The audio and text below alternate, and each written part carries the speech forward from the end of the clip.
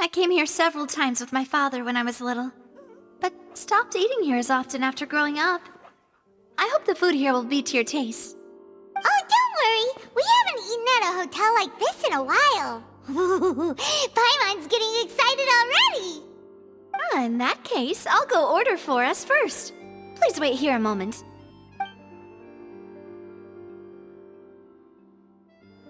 Ooh, everything looks so good.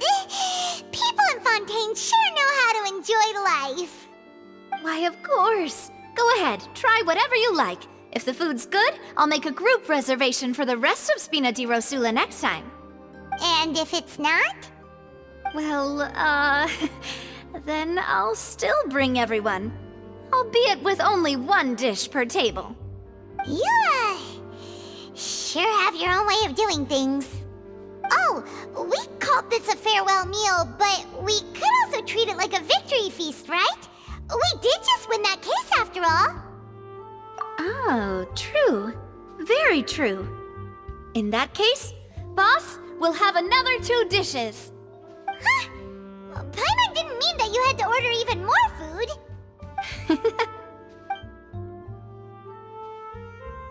Speaking of cases, do you think that the mastermind behind the serial disappearances will get caught soon now that this has all happened? Well, we've certainly taken a big step forward, but I feel that's about it. We know that there's an organization that means to dissolve these young women, but we still don't know what they are really after.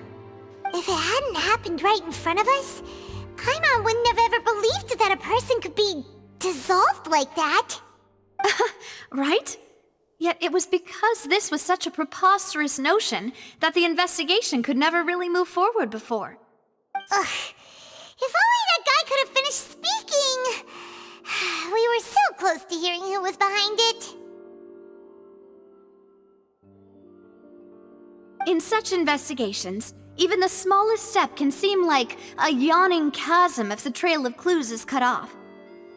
To be honest, I don't have high hopes for any follow-up that the authorities might conduct. It's not that I don't have faith in their ability, it's just that a different perspective is required in some matters. It's easy to guard against and deceive a single narrow perspective.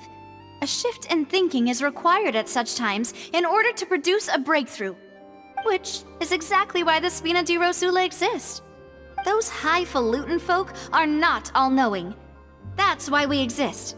To seep into the cracks where filth falls through, where their watch fails them. That's the kind of problems we solve. Seems Paimon thought things were simpler than they actually are. It's all right.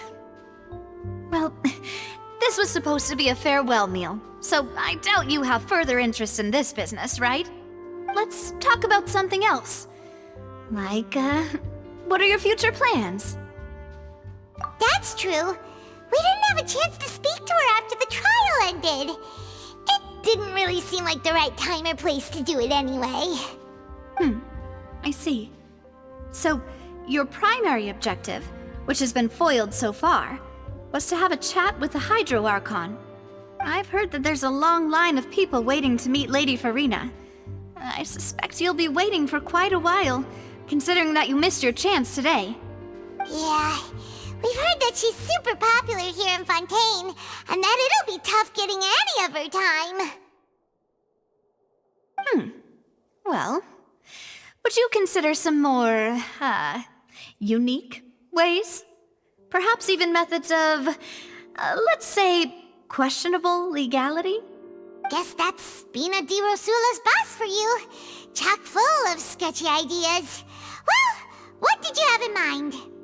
Well, one way would be to infiltrate a performance troupe at the Opera House, only to abandon your act at the play's climax and ask to speak to her after the performance. I'm sure Lady Farina would be eager to see the ending, and would agree in order to finish watching the play, don't you think? Could you suggest something a little more practical? This plan seems pretty hard to pull off. We'd have to go learn how to act, and acting's really hard. All right, here's another. Find a way to conceal yourselves under her bed, then wake her up in the dead of night and demand answers. Don't let her go back to sleep until she answers all your questions. I can personally testify that this one works. When I'm sleepy, I'll do anything as long as I can finally get some sleep. That might work, but that's not really the problem. The problem is we don't want to get ourselves arrested. Ah, valid point. I overlooked that part. I was just thinking about leveraging a person's desire for sleep. All right, no more joking around. Perhaps you could... Oh, I don't know. Cut the line when she's on a break. You did defeat her in court, clearing citizens of hers from false accusations. False accusations she had nearly upheld personally. I imagine that she feels quite ashamed about the whole thing. You mean that if we catch her while she's on a break, she might be too embarrassed to refuse? Oh, that does make some sense. Why don't we give it a try after this meal? You know, strike while the iron is hot and all. Huh? Paimon, did you drink my Fanta? Was this your drink?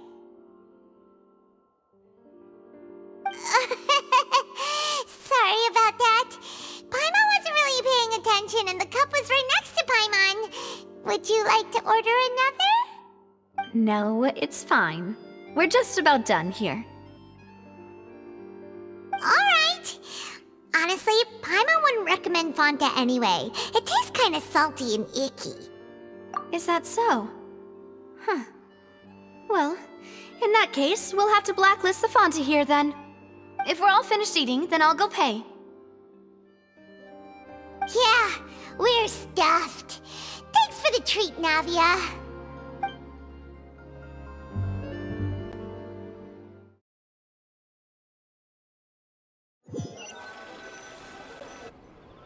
Oh, so full. Paimon can barely float anymore. Can't you see Paimon's barely an inch off the ground? Okay. As for expenses this month, we're left with...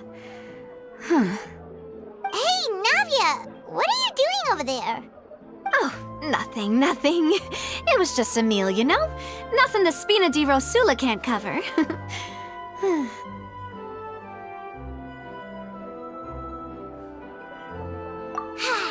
Let's get ready to try to meet the Hydro Archon again.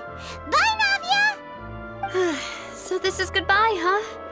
Well, if you do encounter any other trouble in Fontaine, you're always welcome to contact the Spina di Rosula. I'll give your requests the highest priority. In any case, I wish you smooth sailing. I'll see you again, partner. See ya!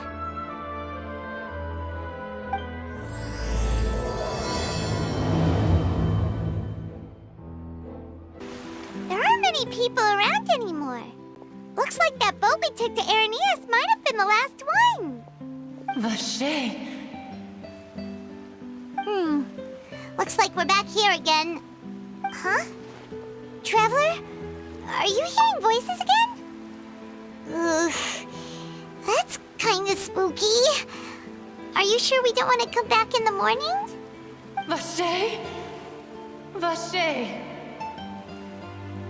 Hey, why are you still walking towards it? There might be something nasty in the water. Huh? Hang on. Paimon can kinda hear a voice. It's calling for Vache, right? Hey, Traveler? Stop walking! Come on, wake up!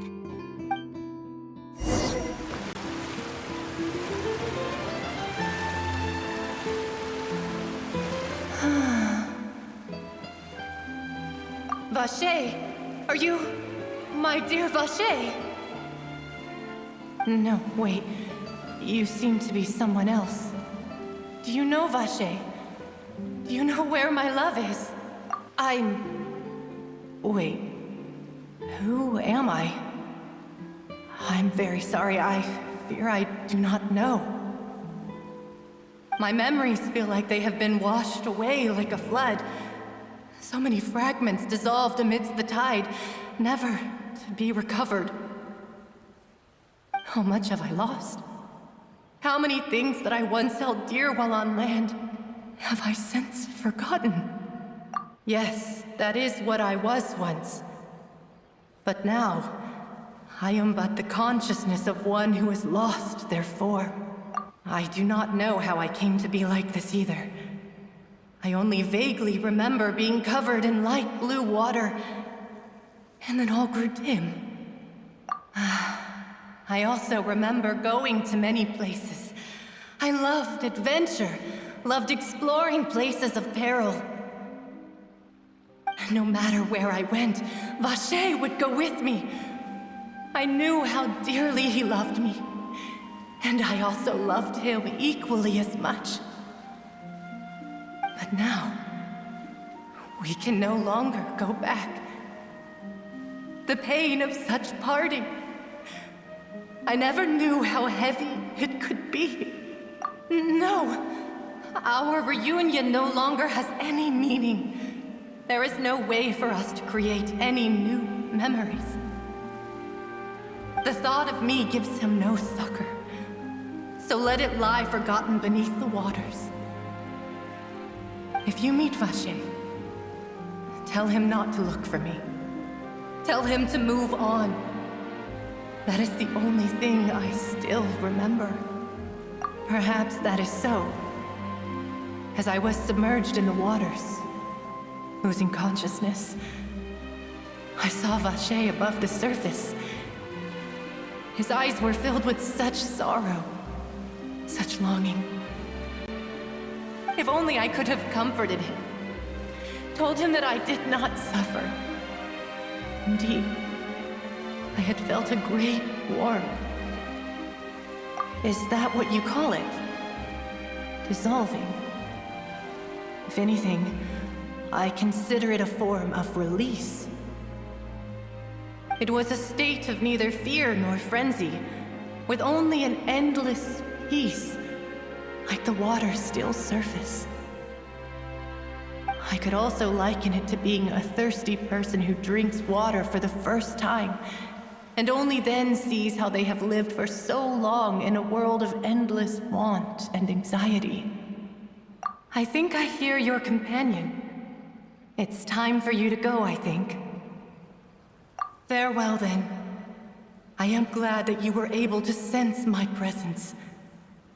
Remember, if you see Vacher, tell him not to seek me out any longer.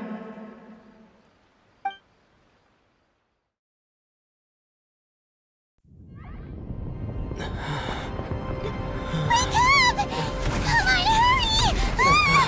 Navia's outnumbered!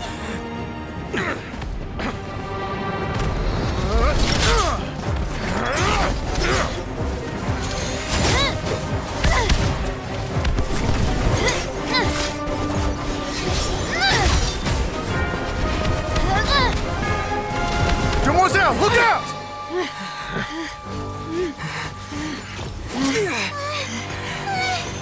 Dear God, it's a whole army of Gardamex.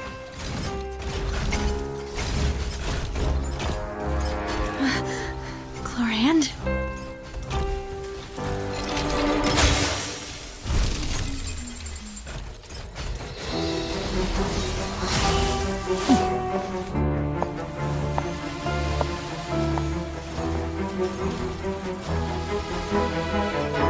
Quick, now's our chance!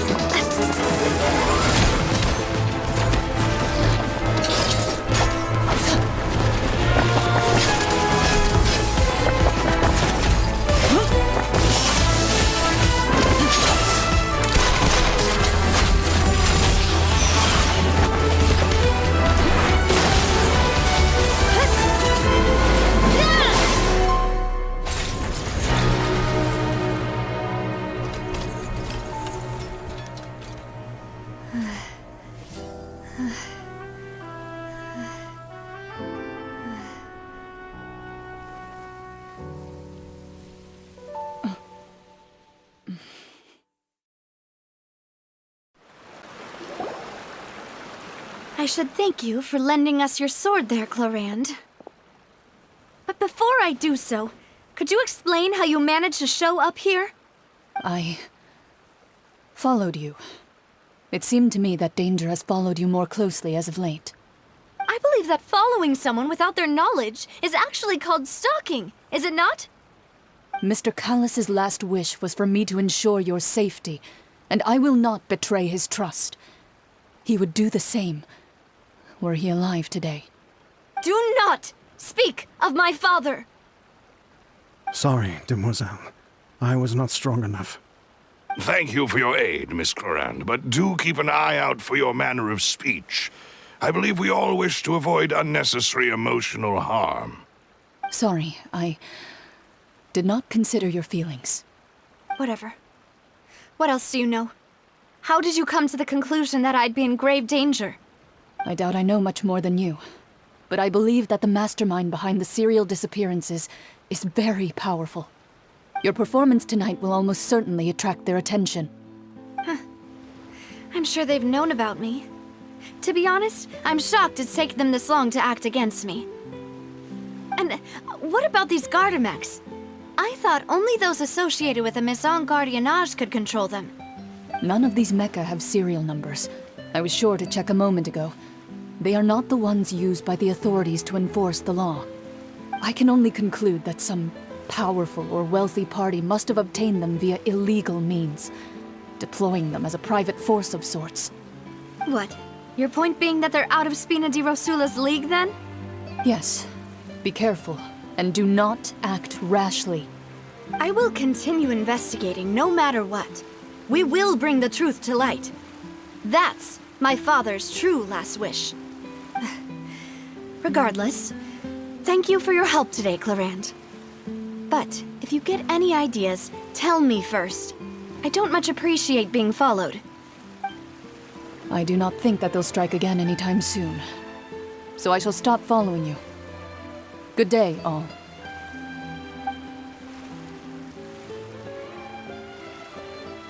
Right. I suppose that's the best news we've gotten today. Demoiselle, I believe that Miss Clorand was being sincere with you. If we tried, we could attempt to thaw relations a little. I know, she's... Oh,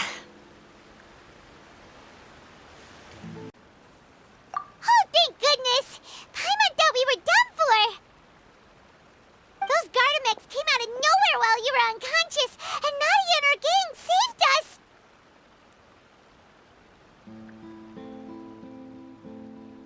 Oh, and there was that champion duelist named Clorand who came out to save us too! We got lucky there. Paimon probably couldn't have fought them off otherwise.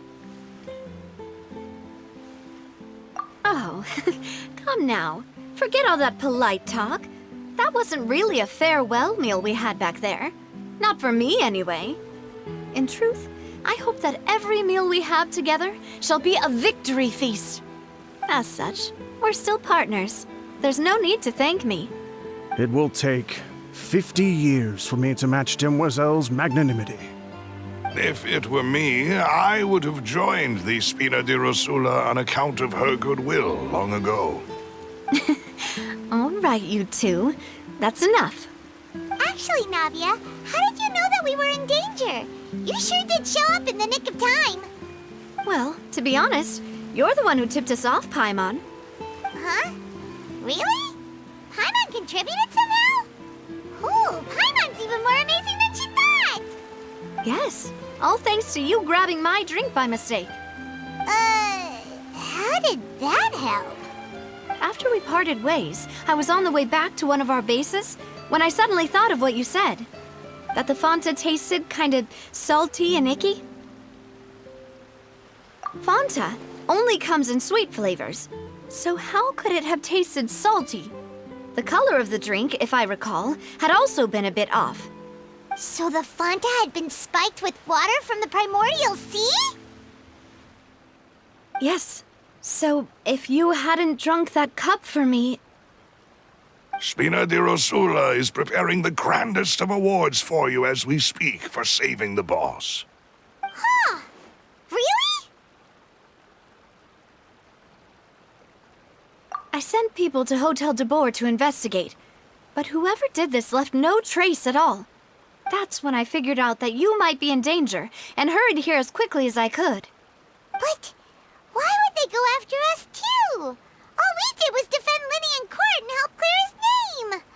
Ugh, now we're caught up in this mess too, aren't we? Well, you did foil a plan that they were probably pretty proud of, and almost got their name in the process. Speaking of which, did anything strange happen when you drank the primordial seawater? Well, it can't be a coincidence that the traveler fainted just now. He said that he heard that voice calling for Vache again. Oh, and this time Paimon heard it too, but it was real faint. Does this situation have to do with the primordial seawater then? Does that mean the primordial seawater raises someone's sensitivity to hydro when it's used on people who are not from Fontaine? That doesn't sound like too much of a bad thing, to be honest. New intel? While you were out cold? Well, let's hear it, shall we? Oh, that is important. Vache. That name doesn't ring a bell. I suppose he hasn't stepped forward as a witness in court lately. Since he saw that young woman dissolve, he was at least at the crime scene. But he never gave testimony or any information regarding people dissolving in the primordial seawater. Could he have been threatened? Yes, thank you. This is very important information indeed. We will continue to investigate. Oh, you mean you'll help us investigate? Well, you did say that our farewell meal didn't really count. That means we're still partners, right? And besides, we're in this now whether we like it or not. You're not gonna let those people who targeted us get off the hook so easily, are you, Traveler? Demoiselle, do try not to look quite so pleased. You are the face of Spina di Rosula, after all. You talk too much. Well, in that case, let's head back to one of our bases, shall we? I'll arrange accommodations for you. We also have some plans to go over, and hopefully we can deepen our bonds as partners. But we'll take that one step at a time, I guess. Don't worry, you two. With us around, our base is definitely secure.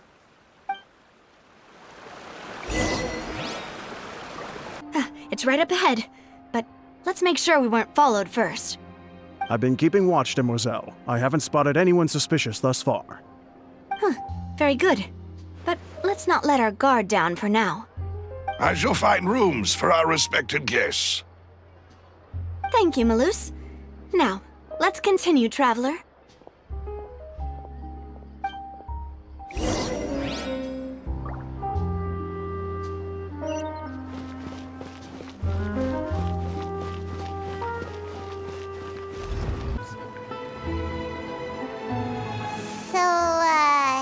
This is your base? It's not quite what Paimon imagined. Your accommodations have been arranged. Under the present circumstances, I can confidently say it's the best we have. Well, our funds have been a little tight lately. After all, we don't allow illegal or unethical profiteering. In fact, our funds often come from citizenry who support us. Seems like it's tough times for everyone. But if you have the support of the people, that does sound like it's worth it. To be honest, our financial situation was a lot better back when my father was in charge a few years ago. I'm afraid I'm not quite his equal. Your father... he was the previous boss of Spina di Rosula, right? How did he... Demoiselle, if you'll allow me to explain. No. I'll explain it myself. I suppose I couldn't run from this topic forever. And as partners, this is something I hope they can understand. My father's name is Callus. Yes, the same one they call Callus the Unfaithful in the streets. 3 years ago, he was accused of murdering his own friend. But he chose a duel to defend his honor instead of standing trial. He died in the duelist's ring. Oh no. But I do not believe my father was a murderer. I'm sure he was set up. At the time, I believed that if he only stood trial and was duly investigated, something amiss would crop up and prove his innocence. But strangely, he not only requested the duel himself, but rumor has it that even after being seriously injured, to the point where he could be deemed as having lost the duel, he refused to surrender, determined to die in the arena. 3 years later, I still don't understand why he did that. How could he protect his honor if he's dead? If anything, he gave up his chance to defend himself. The closest piece of info I have is that my father had been investigating the serial disappearances case at the time of his death. Ah, so that's why you're so determined to get to the bottom of that case. That's right. I've also tried to investigate the murder my father was implicated in, but I haven't found a single new clue in my countless reviews of the investigation records.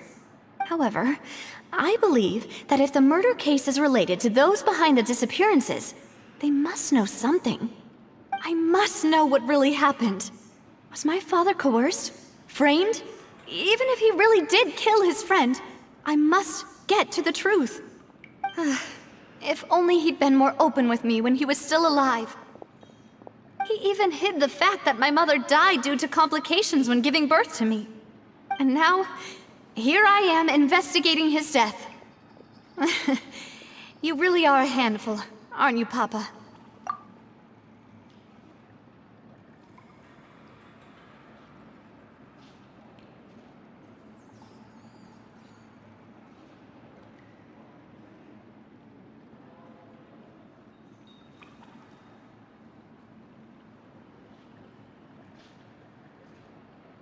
Demoiselle, please, if there is anything I can do, anything at all. I also will never believe that Master Callus murdered anyone. There are none whom I respect more than the two of you, Demoiselle. Master Callus did so much good in life, yet all it took was one murder case for him to be dubbed Callus the Unfaithful. Even our supporters decreased greatly due to that incident, hence our strained finances at present. Wait, if Callus was such a good man, wouldn't people at least be a little suspicious when he was accused? No. Perhaps people just revel in that kind of drama. It's not something exclusive to people from Fontaine, really. Everyone's like that. People love watching the evil turn over a new leaf, but they also enjoy watching good people fall into an abyss from one slip-up just as much. But how could...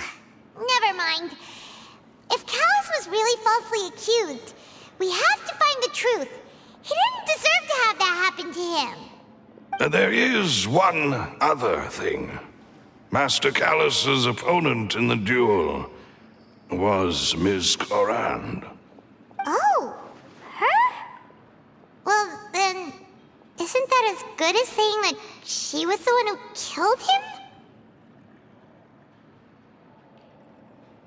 Yeah, that's not the sort of thing that you can just let go and move on from. Ms. Clorand has always placed great emphasis on the honorable nature of the duel.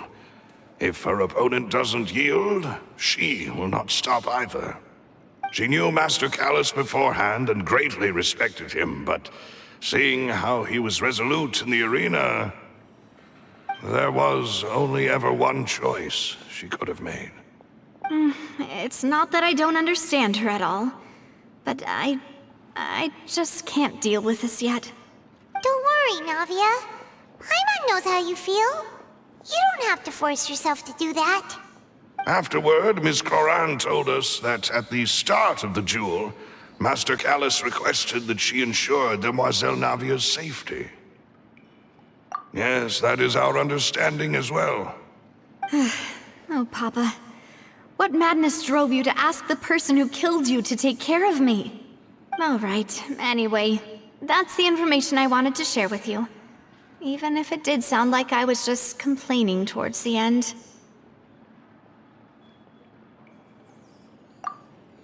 Thanks. You two should go and rest. This was quite a day after all. Yeah, Paimon's beat. Please, relax and get some sleep. We will ensure you rest soundly.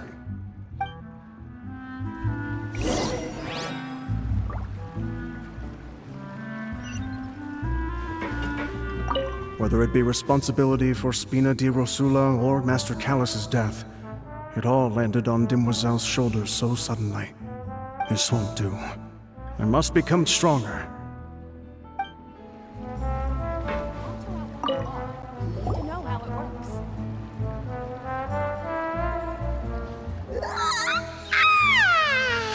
Paimon slept so well. This place feels almost too safe. Huh? Navia? Where did the other two go? I sent them back to Poisson.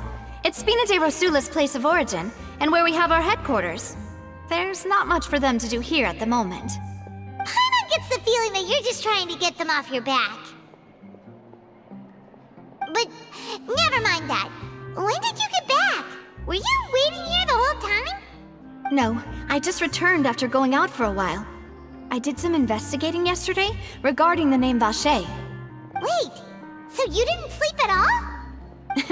How could I after having such critical new evidence appear?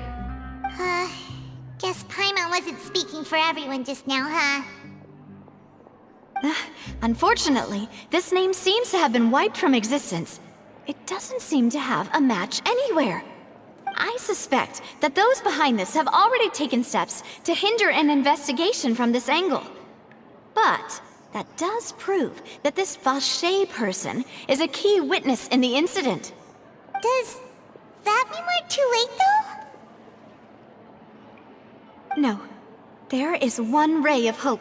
One place in Fontaine that they would find almost impossible to threaten, no matter how much they wanted to. And that is the archives kept by Chief Justice Neuvillette, a place where detailed files on all the cases in recent years are kept. If the Oceanette you met is one of the young women who went missing recently, we should be able to find some related information there. So Neuvillette maintains an archive of case files? Whew, guess that's the hard-working Chief Justice for you. In that case, let's go talk to him, shall we? Aren't you coming along, Navia? Did you get tired? No, it's nothing. Let's go see the Honorable Chief Justice.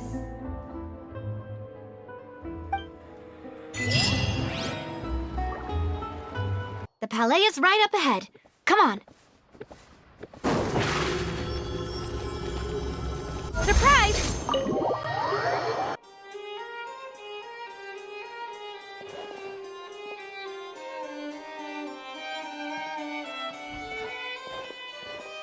Halt! Please state your business here. The Chief Justice is presently occupied with official matters.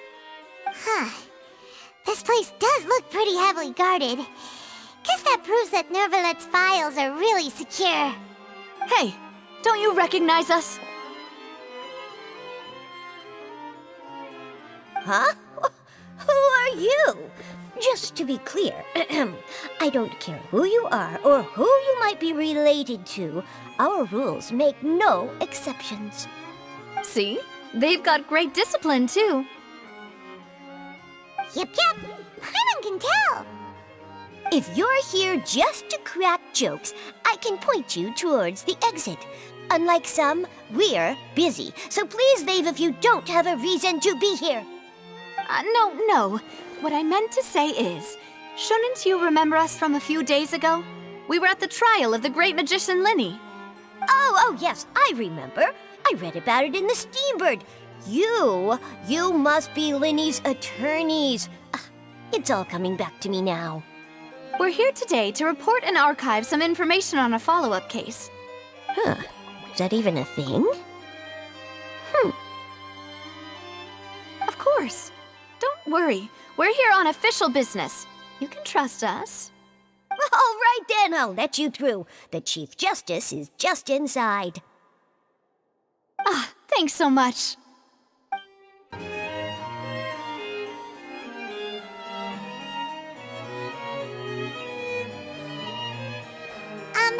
Sorry to barge in, Monsieur Neuvillette.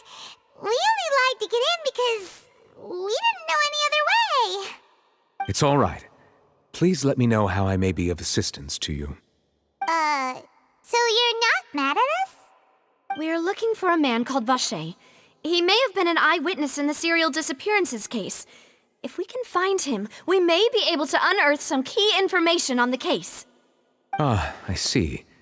In that case, please wait here a moment while I browse through the files.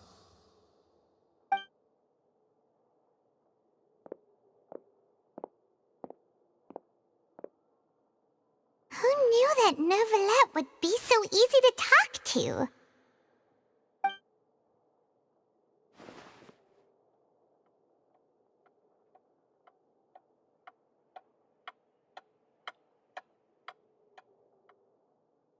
Unfortunately, I'm quite certain that no one by the name of Vacher has been involved in any case, criminal or civil, in the past several years. There are no records of him either in the files or in my memory. Traveler, what if it was really just a dream? Is that so? All right then. Thank you so much, Monsieur Neuvillette. We'll take our leave now.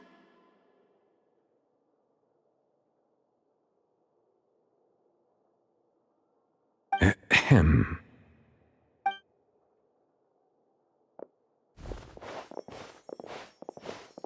Miss Navia, I can understand how you feel. Your father, Callus, was a truly exceptional man. We deeply regret his passing.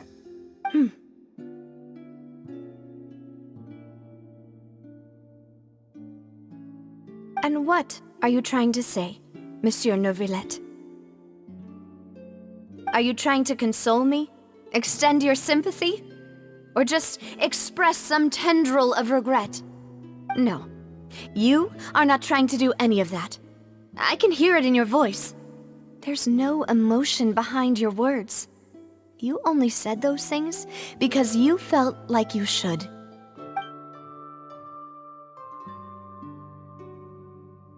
It's just like last time. After my father took his place in the duelist ring, I pushed through the guards to talk to you as a last resort. You even told me then that you thought there was something fishy with the case, yet you still allowed the duel to go ahead. In your eyes, the value of a human life is nothing compared to those cold laws you hold so dear.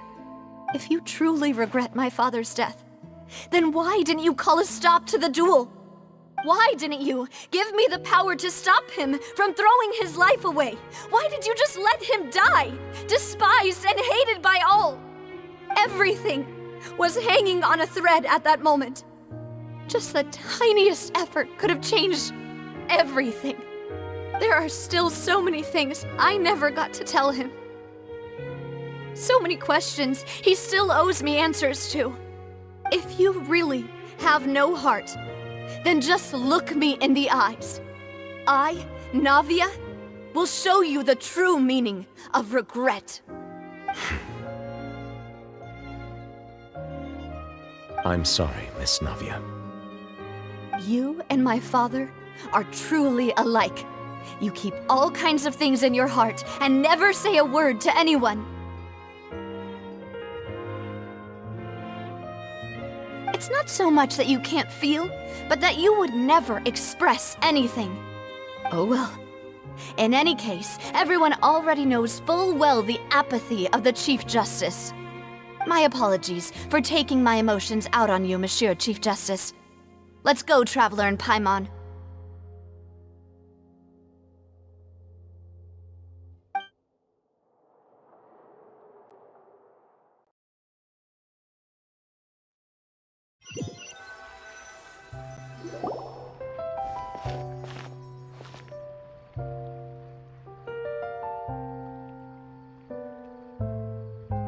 Navia, are you okay?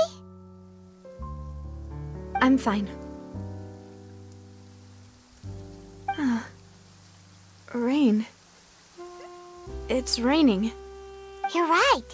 Wasn't it still sunny when we went into the building? And there shouldn't be any active trials today. How strange. Now that I think of it, on the day my father was convicted of murder, it was also raining.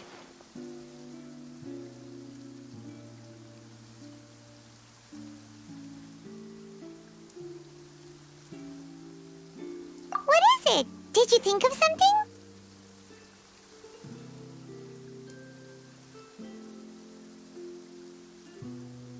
Yeah, he was outside. It was uncovered and the rain could fall there. Why? Do you think the rain could have affected the crime scene? That thought has occurred to us before. We've even expanded the search area to try to account for that, but didn't find anything of value. Oh? Wait. You don't mean... So you're saying that the true murderer could have been turned into water and then got washed away with the rain? Yeah, and if that's what had happened, then no one would have believed your dad, even if he explained what he saw to the authorities. I really think I found a true genius for a partner. You're completely right. How did I not connect the dots earlier? All right, let's go to Poisson. With this new lead in mind, we'll get to the bottom of my father's case for sure. Yeah, we're gonna make progress for sure this time. Do you want to go with me now? Or do you want to head over by yourself later?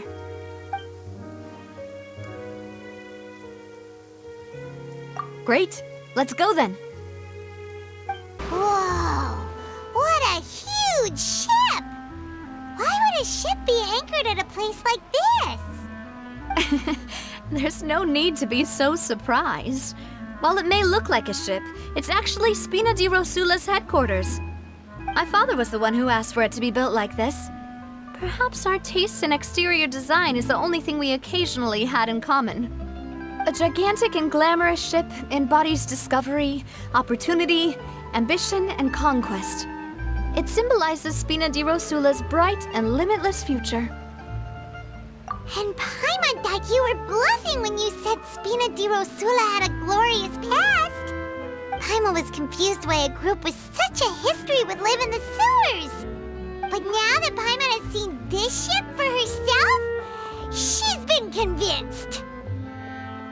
Well, Poisson is where Spina di Rosula began, after all. It's our main base, our home. Melus, we're back! Apologies for the wait, demoiselle, and our most important partners. You said before that you still had some business at the court. What brings you back to Poisson so quickly? About that. It's because my partner here reminded me of something really important. You see, what if my father's case had something to do with water from the primordial sea? You still remember, right, Melus? On that night, it was raining? Yes, the case was quite similar to that of Mr. Linney's. Both were what you'd call impossible murders. Could you tell us a bit more about what happened before? Yeah, of course. Many years ago, something called synth began to gain popularity in Poisson. At a glance, it was a kind of drink that could excite your mood and produce many pleasant hallucinations. Wait! Didn't that guard guy who turned into water also mention that the primordial water could be used to produce some kind of potion? Yes, he did. Considering what we know now, it's almost certain that synth is created using water from the primordial sea. If you drink synth for an extended amount of time, you'll suffer many side effects, such as losing the ability to focus or control your emotions. And if you were to stop drinking it completely, you'll experience flashes of paranoia and anxiety while lacking energy to do anything. It's an extremely dangerous substance. As he oversaw Poisson, my father was compelled to put a stop to synth abuse and called for a complete ban of it. Boss's uncompromising attitude incurred the synth vendor's wrath, but no matter how much they threatened or bribed him, he refused to yield. Not only that, Boss became determined to find the mastermind behind the synth operation and put an end to the problem once and for all. Yes, but the enemy was very cunning. So he could never get anything out of the dealers, all of whom only sold the stuff and weren't privy to the rest of the operation. Recognizing that, my father decided to contact the dealers in secret and cultivate personal relationships with them. Finally, he was able to convince someone to become his informant. The man's name was Jacques. He felt greatly ashamed about his work after seeing many families destroyed by synth abuse. That night, my father hosted a banquet at his countryside estate. He planned to meet up and exchange information with Jacques over some food. But then, we heard 2 gunshots from the courtyard. We raced to the scene and found my father, still holding a gun, and Jacques, who was already dead on the ground. Huh? How did that happen? Aren't they on the same side? Sounds just like Lenny's case, doesn't it? In both cases, the culprit seemed obvious, but neither appeared to have any motive at all. Looking back on it, though, I now believe the most important clue was something we all overlooked at the time. There were pieces of clothing left at the scene. Precisely. It's all thanks to you that I made the connection now. Back then, we all just thought they were some costumes that Jacques used to disguise himself at the banquet. But, considering it now, it's almost certain that they belong to a third person at the scene. With one extra person, we'll also need to reconsider why the 2 shots were fired. You're right. We still don't know what happened. But my intuition tells me that we're on the right track to figuring it all out. I'm finally headed towards the truth.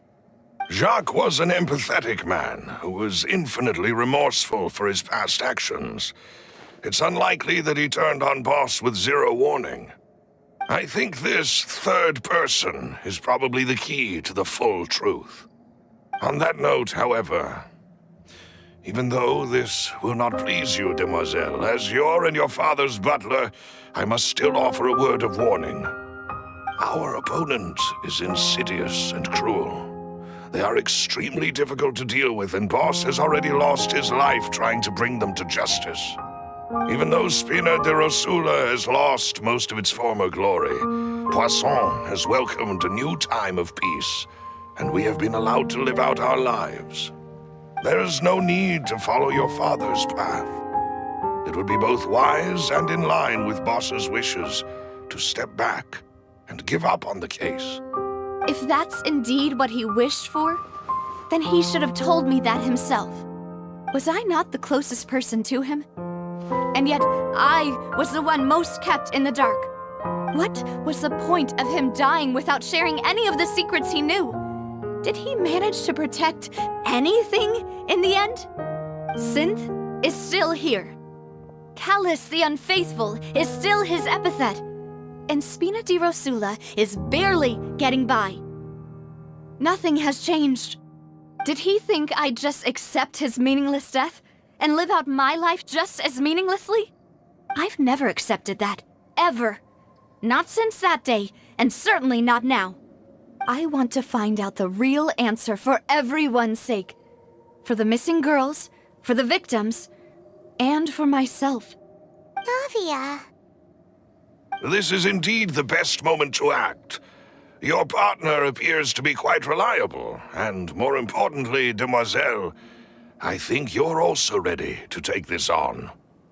So you do know something else, Malouse? Yes, I do. In fact, even before that banquet, Boss already knew of the connection between Synth and the serial disappearances case. But what drove all the tensions to the boiling point was the revelation that you, demoiselle, had been selected as the next target to disappear. What? Boss also didn't tell you that he had been diagnosed with a rare illness. The doctors told him that he had no more than 5 years left to live. And the serial disappearances case caused him great anxiety. 5 years was nowhere near enough time to resolve this long-standing conflict, but once he passed away, all the danger would pass on to you. Knowing all of this, he decided to use one final intimidation tactic before his death.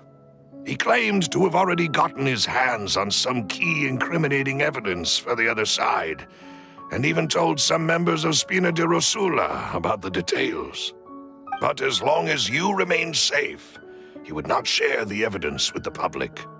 If something were to happen to you, then he and all those he told would immediately expose all they knew about Synth and the disappeared victims. Right. right, so nobody would be able to get off scot-free. As we've seen, Boss's tactic has worked. Even though Boss has been gone for a long time, the other side has not tried to take Demoiselle's life. No, I don't believe it. He never appeared to look sick to me. No father wants their daughter to see them weak and haggard, especially someone as proud as Boss. To him, dying in a duel and suffering lasting dishonor as the unfaithful were still far preferable than losing face in front of his daughter. So he chose to die in silence, so that he could protect me. I'm afraid you're not understanding this correctly, Demoiselle. What Boss wanted to hand to you was not a parasol, but a sword. If Boss's spirit could hear you telling me that you want to find the answer for the sake of everyone involved, I'm sure he'd be extremely proud. That fool. Couldn't he have just given it to me straight? No. He might have set up everything precisely because he never thought I'd be able to understand him. Is that the amount of confidence he had in me? And what if I was never able to make it to where I am now? Yeah. I suppose that's true. With the way he'd set things up, if I had wanted, I could have just lived out my life without a care in the world. But thankfully, he rarely talked to me about complex matters, and thus understood little of me as a person. In this case, he really didn't need to give me an easy way out. Malus, what was the key evidence that he shared with you? It's the location where synth is produced. Essentially, it's the enemy's headquarters. When he was threatening the enemy, Boss didn't share the specifics of the incriminating evidence he found. But if you want to use it against the enemy, you'll still have to take several things into consideration. Why? If we know where the place is, can't we just go storming in? You mustn't forget that we're fighting against a mysterious and dangerous organization that's been in operation for decades. There's no telling what might be lying in wait at their headquarters. We also have no idea what kind of evidence we may be able to find inside, nor what people we may be able to capture. But a single visit to their headquarters would be tantamount to a formal declaration of war. The worst case would be that we leave empty-handed, but also open ourselves up to full retaliation. Then, in that case, why not work with the Fontaine authorities? Well, you saw one of them dissolve during Mr. Linney's case. We have no idea just how thoroughly they may have been infiltrated. That's true. Seems my father really had no choice. But things are different now. It should be a lot easier to prove the other side's guilt, now that we've connected Synth with the disappearances case. You sound like you've put a lot of thought into this, Malus. I am the butler, after all. I live but to serve the boss and Demoiselle's will. I've always been willing to take on any kind of risk for your sake. But considering my relative lack of ability, I've spent my time keeping secrets, performing basic investigations, and waiting for the right time to come. Thank you for all of that, Malus. Have you discovered anything new in the past few years? Let me think. One conclusion I came to was that the enemy must be quite familiar with Spina di Rosula, or at least have an informant planted here. When I announced orders to the organization's members on Demoiselle's behalf, I used to deliberately keep a few people in the dark and observe the reactions of the synth vendors. If the vendors didn't change their plans, then the individuals informed of our orders must be innocent. If the vendors packed up and fled, however, then someone must have given them the news. After several rounds of testing and investigative tracing, I've narrowed the suspect list down to 3 people. The first is Florent, Spina di Rosula's senior advisor. Huh? Florent? Yes, surprising, isn't it? He was one of the people Boss trusted the most. which also means that he was someone who understood Boss really well. Thanks to his position within Boss's innermost circle, he always knew our upcoming plans and could thus avoid capture this whole time. There's someone else like him too. Marcel, the head of Confrérie of Cabrières. Uncle Marcel. It's a guild in Poisson. Boss helped it to grow to its current size and prominence. In the beginning, they were only reselling some daily goods, but now they're one of the richest guilds around with a lot of business connections in the city. So, they're like a sister organization of Spina di Rosula? Yes, you can say that. When we were fighting against the synth dealers, they provided us with plenty of support. It's a bit difficult to imagine someone using their own money to hunt down themselves. The final suspect is Thierry, the man responsible for coordinating information between Spina di Rosula and the guards. Although the guards mostly leave us to our own devices, there are still many activities we have to report to the local authorities. Since Thierry is always in the know about our current activities, he could theoretically always plan one step ahead. I see. These are all people who I communicate with quite regularly. To think that the enemy we've been fighting against has been right next to me all along, among those I trust the most. It's almost too hard to believe. If you want to investigate them, please take every precaution to not alert the quarry. Judging from our experience, the enemy is extremely cautious. Of course. And thank you, Malus. You've provided us with a lot of great information. You're too kind, my lady. I'm just doing my duty. And before I forget, proving Boss's innocence would also mean clearing him of blame in Jacques' death. After that incident, Jacques' wife and daughter were taken into the Spina's care. They still live in Poisson today. If it might help, you could also pay them a visit. I can make the necessary arrangements. Oh, thank you so much, Malus. You really are the best. A new case awaits, my dear partner. I hope we can work together to uncover the truth and end this case once and for all.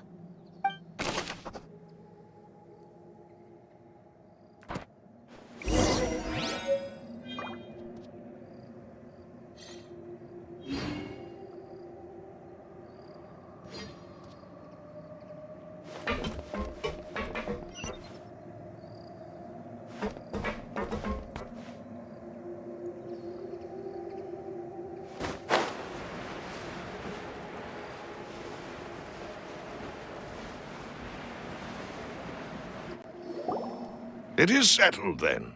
Please excuse me, and enjoy your conversation at your leisure. Thank you for arranging everything for us, Malus. Excuse me, miss. Do you need anything from us? Oh, Hey, Navia's all quiet. This isn't like her at all.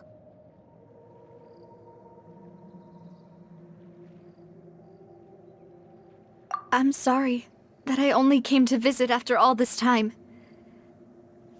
After what happened, I didn't know how I was supposed to face the two of you. Ah, if it's about that, there's no need to apologize. After my husband died, Spina di Rosula sent us a lot of mora and support. I understood your guilt and apology to be genuine. But aren't all of those things nothing compared to the loss of Jacques? I can understand the kind of pain that comes with losing a father so needlessly. You don't understand at all. I didn't know how to face you, because I didn't know what I could possibly bring as a consolation gift. I know only the full truth could bring closure to you, and to all of us. I'm sorry. I appreciate the sentiment, but you don't have to carry all that guilt.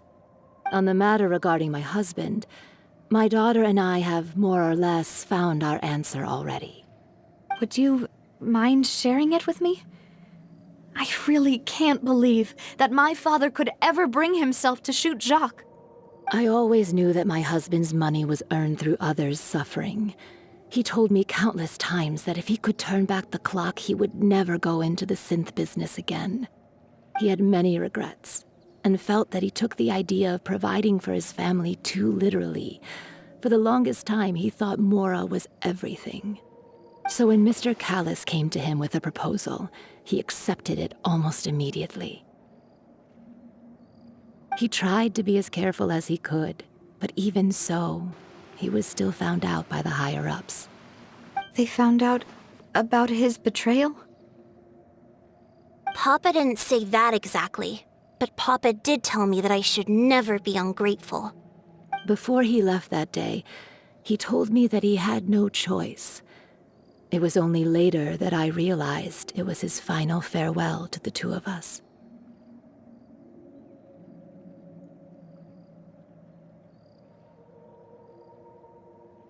I don't know that for sure, but you could say that's the conclusion I eventually came to.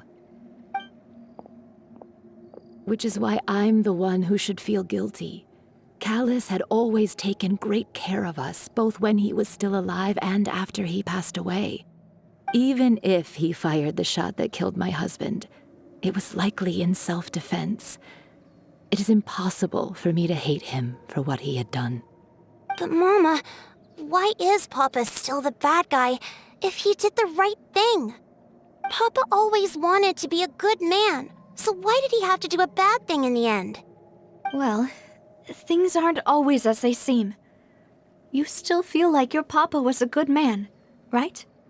Yeah, Papa was a really good man. The best in the whole world. Then you should hold on to that. If a good man had to do a bad thing, then he must have had his reasons. Regardless of whether he left you a parasol or a sword. He must have done so to give you a better life. Oh.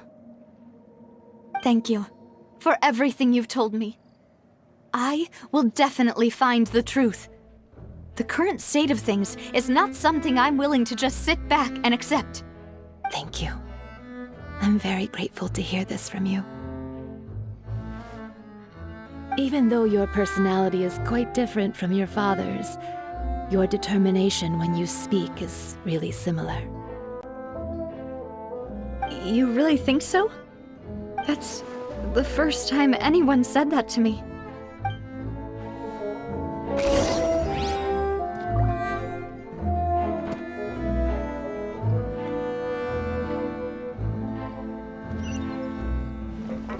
Are you okay, Navia? I'm fine. Don't worry. Let's investigate the 3 suspects next. Florence should be nearby, and we should be able to find Thierry and Uncle Marcel in the city. I'll get myself together on the way, so please don't worry.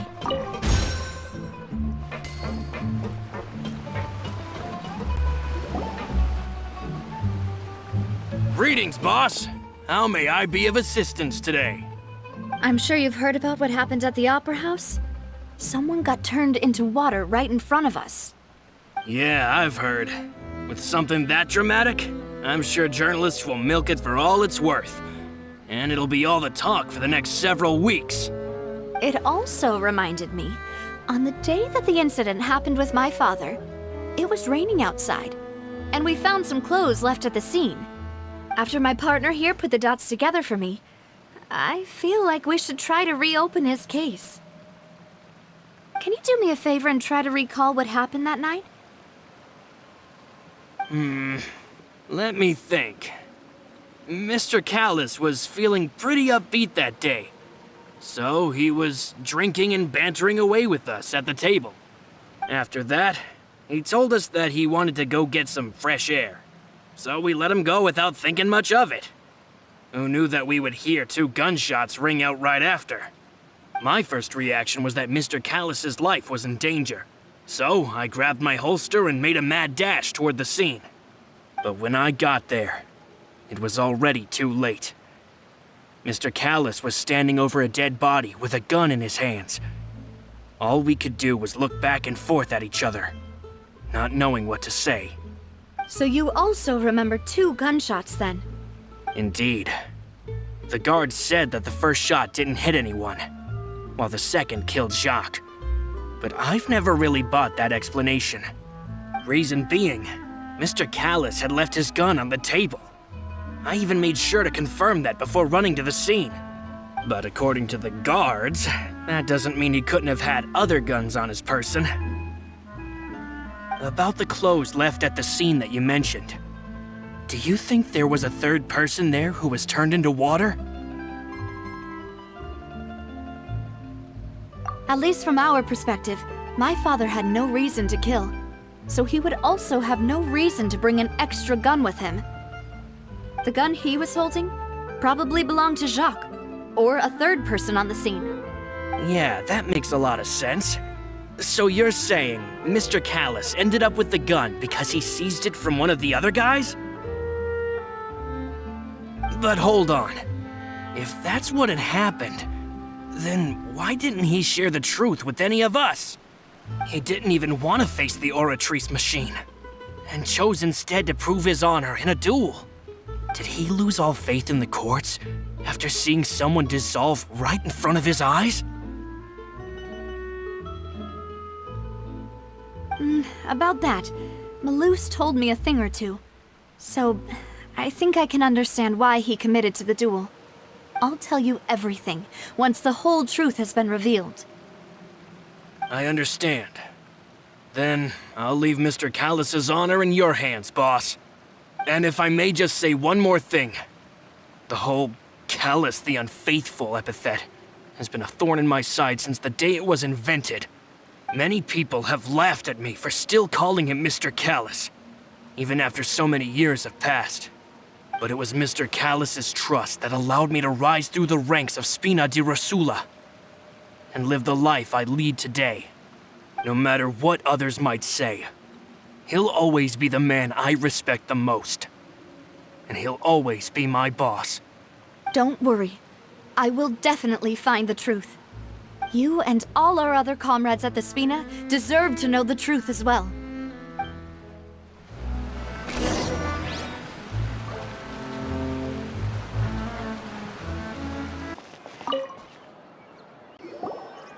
Hey, Thierry!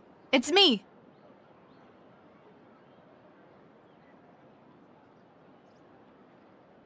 Oh, now, what brings you here, Miss Navia?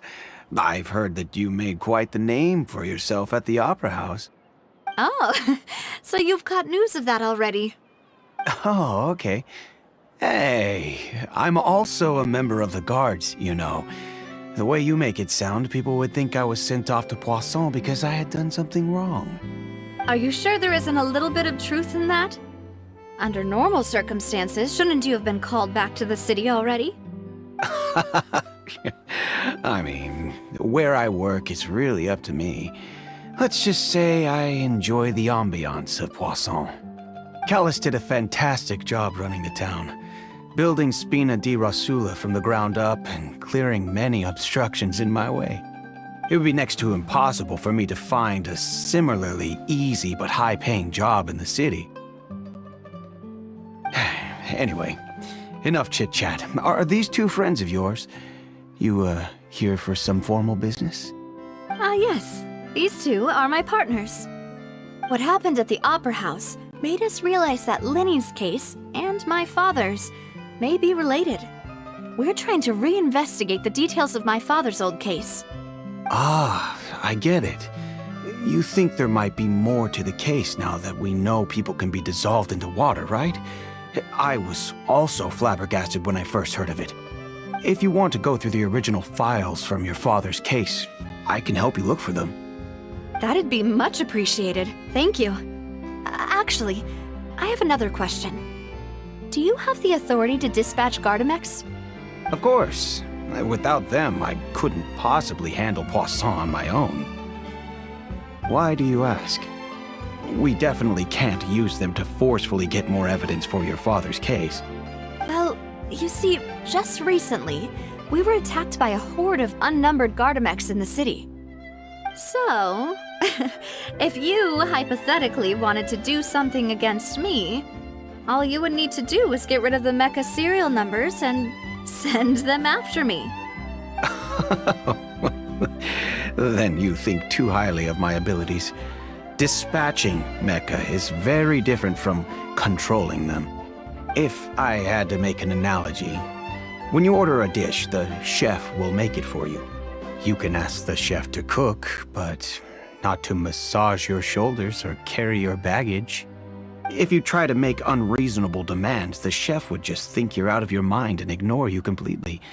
The same goes for me and my Gardamex. Removing a serial number is also not as easy as you might think. There are a lot of complex steps to it, and it's almost impossible to keep it a secret. So I can promise you, those mecha were definitely private units. They're certainly not cheap. So whoever their owner is must be super rich, powerful, or both. Now that you mention it, though, being in the synth business would definitely be profitable enough to afford this. Oh, then you're officially in the clear, Thierry. Oh, well, thank you for the vote of confidence, Navia. Jokes aside, I'd like to wish you all the best with your investigation. I'll be staying in the city for a little while, so just come find me if you need any support from the guards.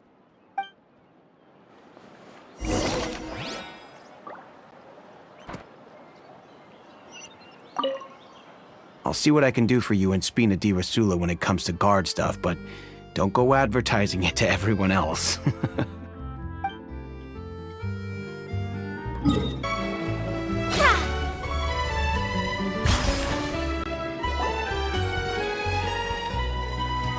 Hello. How may I help you? I'm here to see Marcel. Could you please let him know? You can just say Navia's looking for him. Sure. I will let him know right away.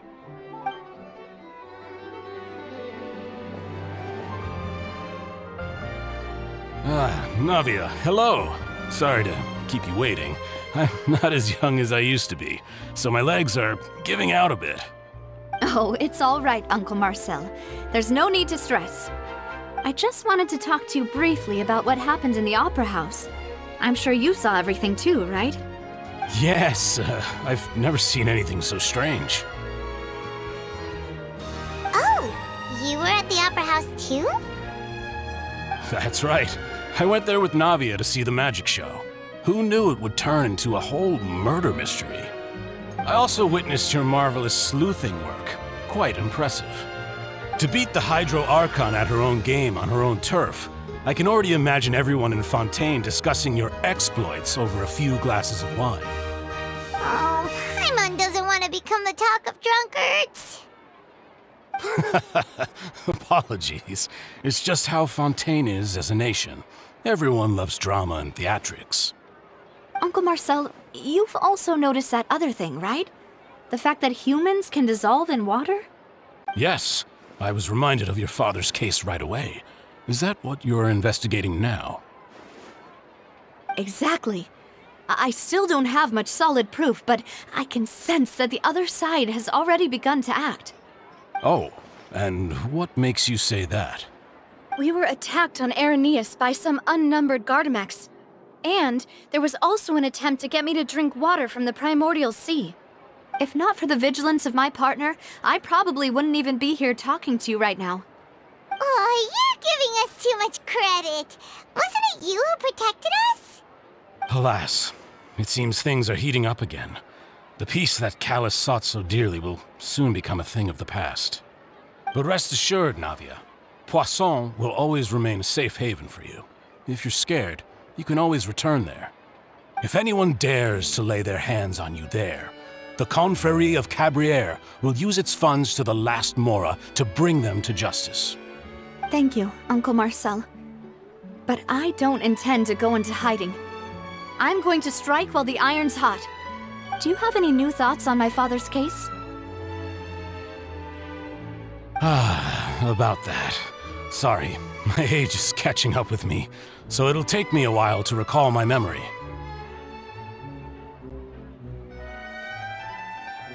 The Confrérie was responsible for that banquet, so I was out and about the whole time making sure things were running smoothly. I didn't even have the time to drink with the guests. Then I heard the sound of a gunshot, and the rest was history. Oh, it's okay.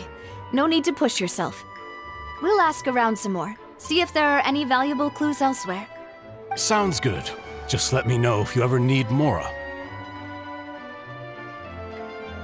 All my wealth comes from Callus's patronage and support.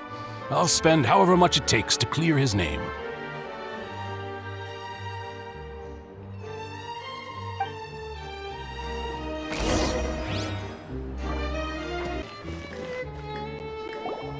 We've talked to all 3 suspects, purely based on their conversations with me. None of them sounded particularly suspicious. I suppose that's to be expected, though. If a single conversation's all that's needed to find them out, then my father wouldn't have needed to investigate the case for so many years. Anyway, even though we didn't make a breakthrough, let's still compile what we were able to find. But where should we start? Ah, you're right! Flora mentioned that Callus probably only ended up with the gun because of circumstance. That makes sense. According to Jacques' family members, he already told them that he had been discovered, and that he had no choice before he left home that day. If I had to guess, he probably received an order from the synth boss to kill my father. Had he refused, he and his family's lives would have been forfeit. So, Jacques fired the first shot? Oh? And why is that?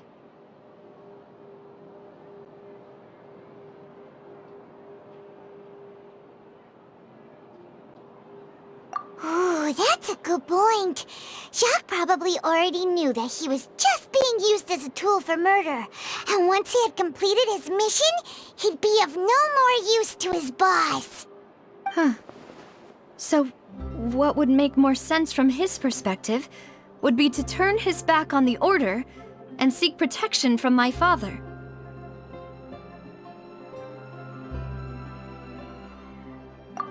Makes sense. But without evidence, that's still just a theory. Besides Jacques, the attack from the Gardamex has been bothering me quite a bit as well. It's obvious that our enemy has become more antsy after the secret of the primordial seawater was revealed. Do you think he knew, even then, that we'd follow this lead to the end? Given everything that's happened since, it's quite possible. But who among the 3 suspects would have the ability to control privately owned Gardamex?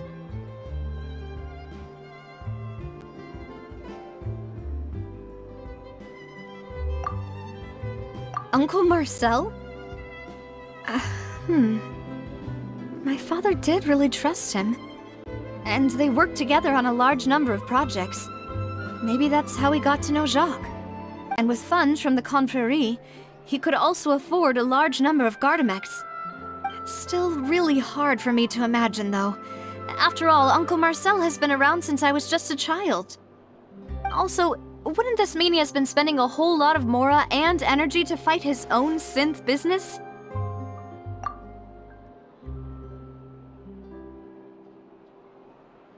Thierry, you say? It is possible that he's figured out a way to convert the Gardamex for personal use. But I didn't feel like he was lying when he was talking to us about the mecha. I also don't think he'd be able to keep that kind of tampering under wraps. Yeah, had he actually tampered with the mecha, we'd be able to prove it with a simple check of the guard's inventory. If the mecha were taken from the guards, it should be pretty easy to find out when and how that happened.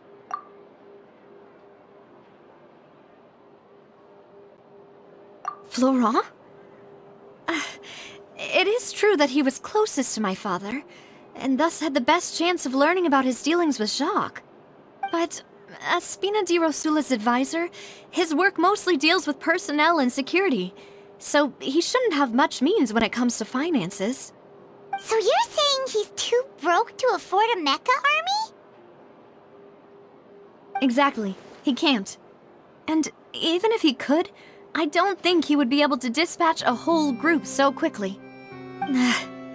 Who could it be?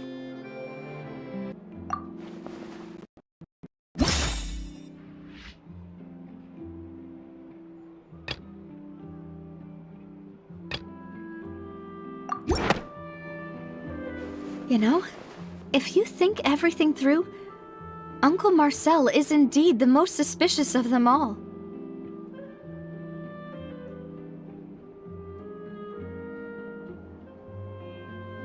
Could we be missing other suspects? Malus didn't know about the people turning into water thing when he narrowed it down to these three, did he? Malus has always been very reliable, and his judgment of others' trustworthiness has been fair and well considered. When he laid out his case for the three, the rationale he gave me made a lot of sense as well. The suspect is knowledgeable about the Spina's internal affairs, has the means to dispatch Mecha to assassinate us, and possesses significant intellect and foresight. Even if I don't want to believe it, I'm starting to see how things could all tie back to Uncle Marcel. Well, we still have another trump card on top of all the theorizing and speculating. Yes, Malus did say that charging straight in there would be extremely risky, but we don't have any other options right now. We need far more solid proof before we can hope to go charging in on our enemy. Navia, here you are. Oh, I've been looking for you. Huh? Aren't you the guy from the guards? Did something happen? Yeah. News came from Irenaeus just after you left. We've got another trial on our hands.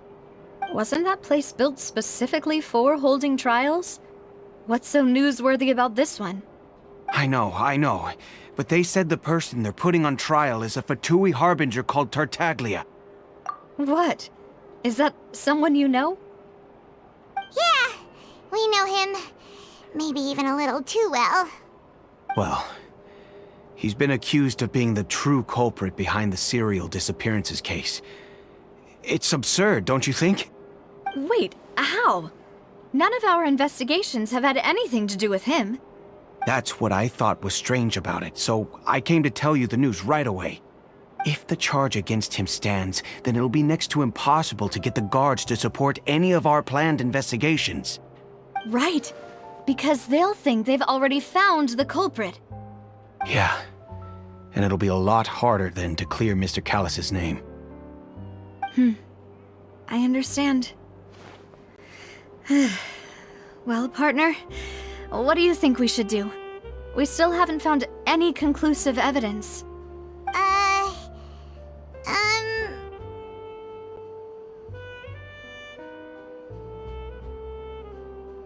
Huh?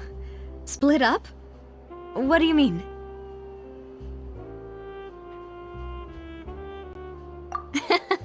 Just as expected of my partner. Since this is a trial about the serial disappearances case, the culprit's attention will be focused on Irenaeus, leaving his home base wide open. You're right. This is our best opportunity. All right then, let's do this. I'll stall them at the Opera House and charge Marcel as the true culprit. I won't have any chance of making that charge stick, though, unless we find more evidence. It'll be up to you to make it back in time and hand the decisive evidence to me. We'll help you, just like you helped us in Linny's trial. Demoiselle, please allow us to accompany you. I'm ready. Ah, Malus, Silver. When did you two get here? We heard that you'll be leaving Poisson and figured that you might require our assistance. It's our hope that your confidence will be bolstered with the two of us by your side. Thank you so much. Then, let's make haste for Irenaeus. Paimon, Traveler, I'll see you at the Opera House. See you then!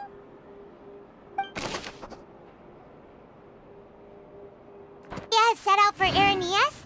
We should also get going. The location has already been marked on the map, so let's head over.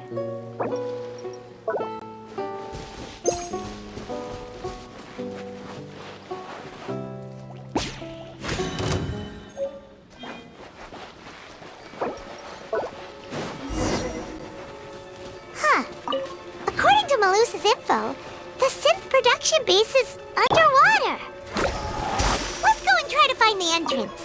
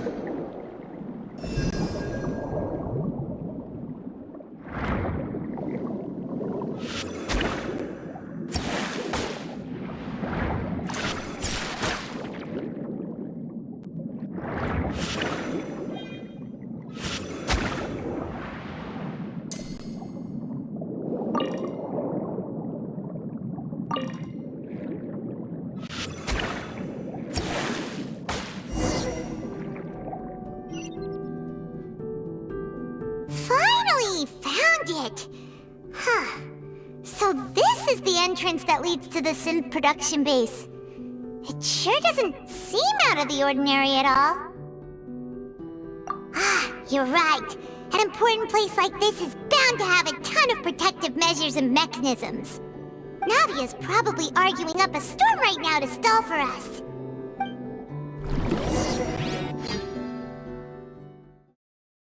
It would appear that I must repeat my question again, Mr. Tartaglia. Do you accept the charge that you are the true culprit behind the serial disappearances case?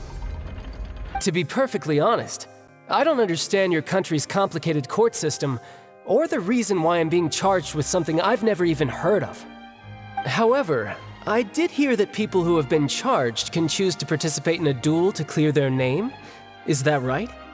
In which case, as long as I accept the charge, I can have an all-out fight with that champion duelist Clorend, right? I've got to admit, that's one of the most enticing offers I've ever received. When I privately sparred with her last time, she was obviously holding back. Real disappointing. Hey! Don't you understand? You're currently the prime suspect for a major case. This isn't the place for you to be looking for fights. Oh? Sounds like the Hydro Archon wants to lecture me on the ways of the Opera House. Then why don't you duel me too? I'm the kind of student that learns best in the heat of battle. No. That's not what I meant. Alas, it would appear that communication with the defendant is going poorly, and we have made very little progress.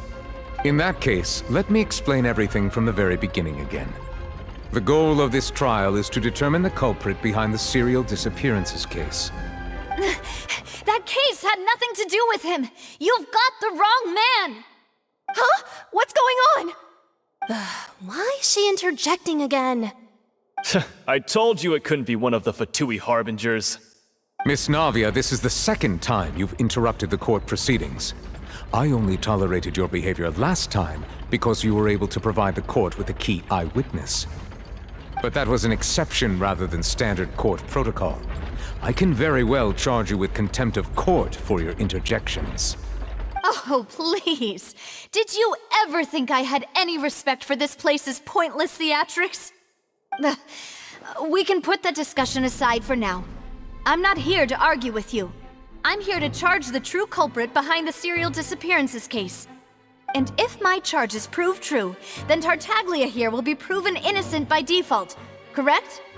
Oh, a young lady has charged in and offered to clear my name.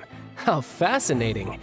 Well, I'd gotten half bored to death by all these rules and procedures anyway, so I'll take you up on that offer. So, Your Honor, is there nothing else for me to do now?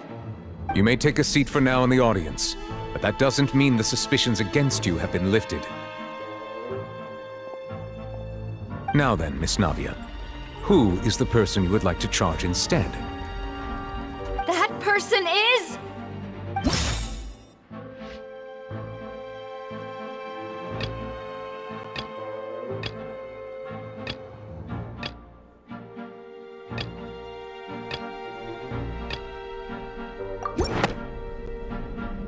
Marcel, the head of Confrérie of Cabrières!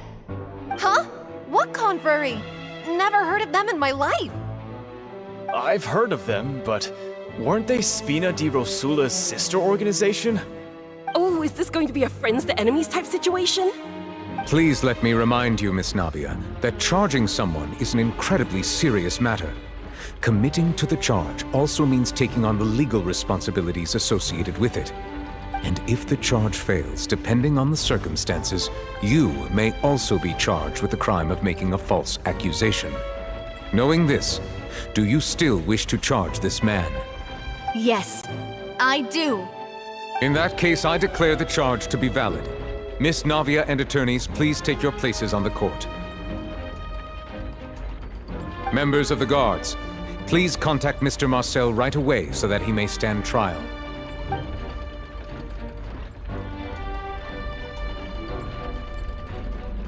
Mr. Marcel, you will not require an attorney. Is that correct? Apologies. It all just happened so quickly. I still haven't figured out what's going on. I think an attorney won't be necessary. This is probably just a misunderstanding between me and Navia. Very well. In that case, since both sides have now arrived, Miss Navia, please present your charges. I would like to take everyone back to 3 years ago, to the case of Callus the Unfaithful. Only through elucidating what really happened in that case can we connect all the dots for the serial disappearances case. Navia, do you really think that I was the one who killed your father? Come on, why would I do that? Callus was my benefactor, and remember, both you and I only ran to the scene when we heard the sound of a gun. If that's enough to make me a suspect, wouldn't that make everyone at that banquet a suspect as well? I think there's no point in getting into the specifics right now. The audience doesn't even have the big picture yet. Even I'm struggling to remember some details of that case. Exactly correct, Your Honor.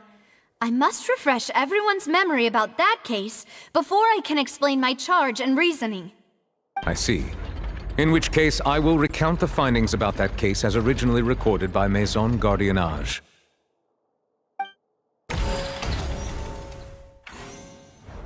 On the day of the murder, Spina di Rosula hosted a large banquet in a countryside estate owned by the Confrérie of Cabrières. During the banquet, all attending guests heard 2 gunshots from the courtyard.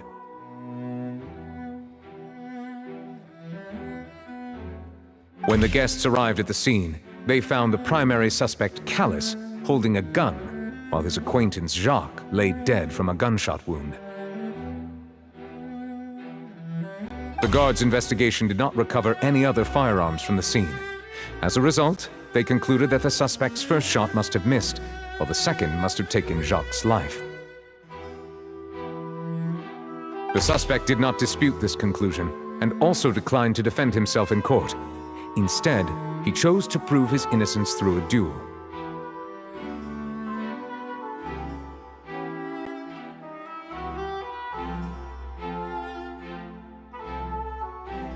Callus was defeated by champion duelist Clarand in the ensuing duel, and soon succumbed to the injuries.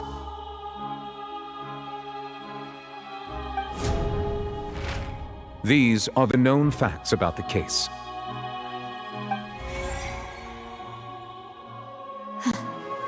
The one with the motive to kill was Jacques, not my father. And even so, Jacques still had no reason to pull the trigger. In truth, the third person shot Jacques first, and was shot in turn by my father when my father seized the gun from him. After that, the true culprit turned the third person into water, erasing all traces of him from the scene. Thank you for the summary, Your Honor.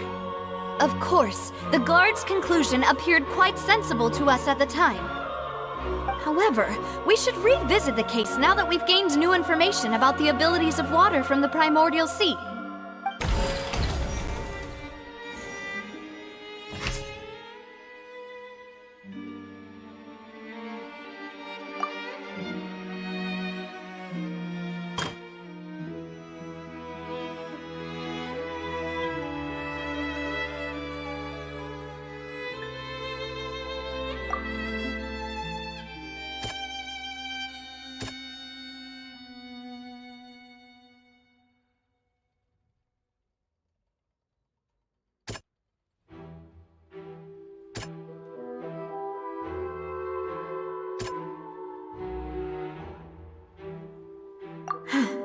Something's not right.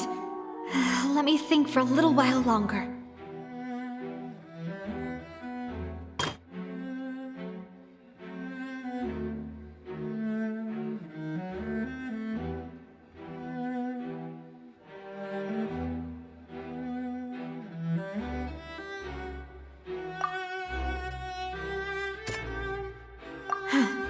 Something's not...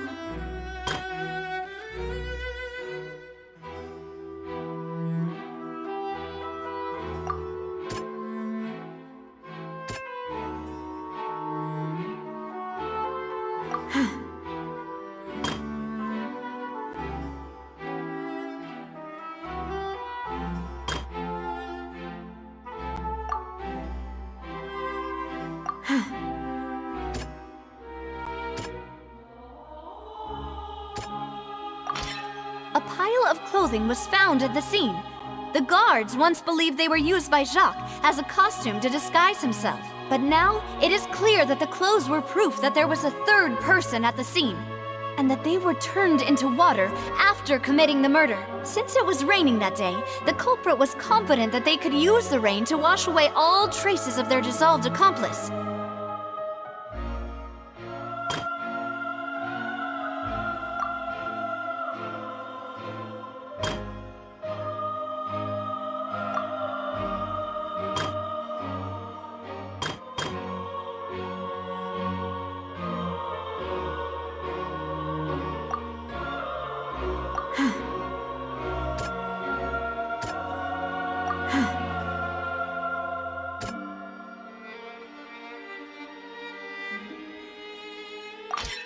This assassin first shot Jacques, then turned to shoot Callus, only for Callus to wrestle the gun from him and kill him instead.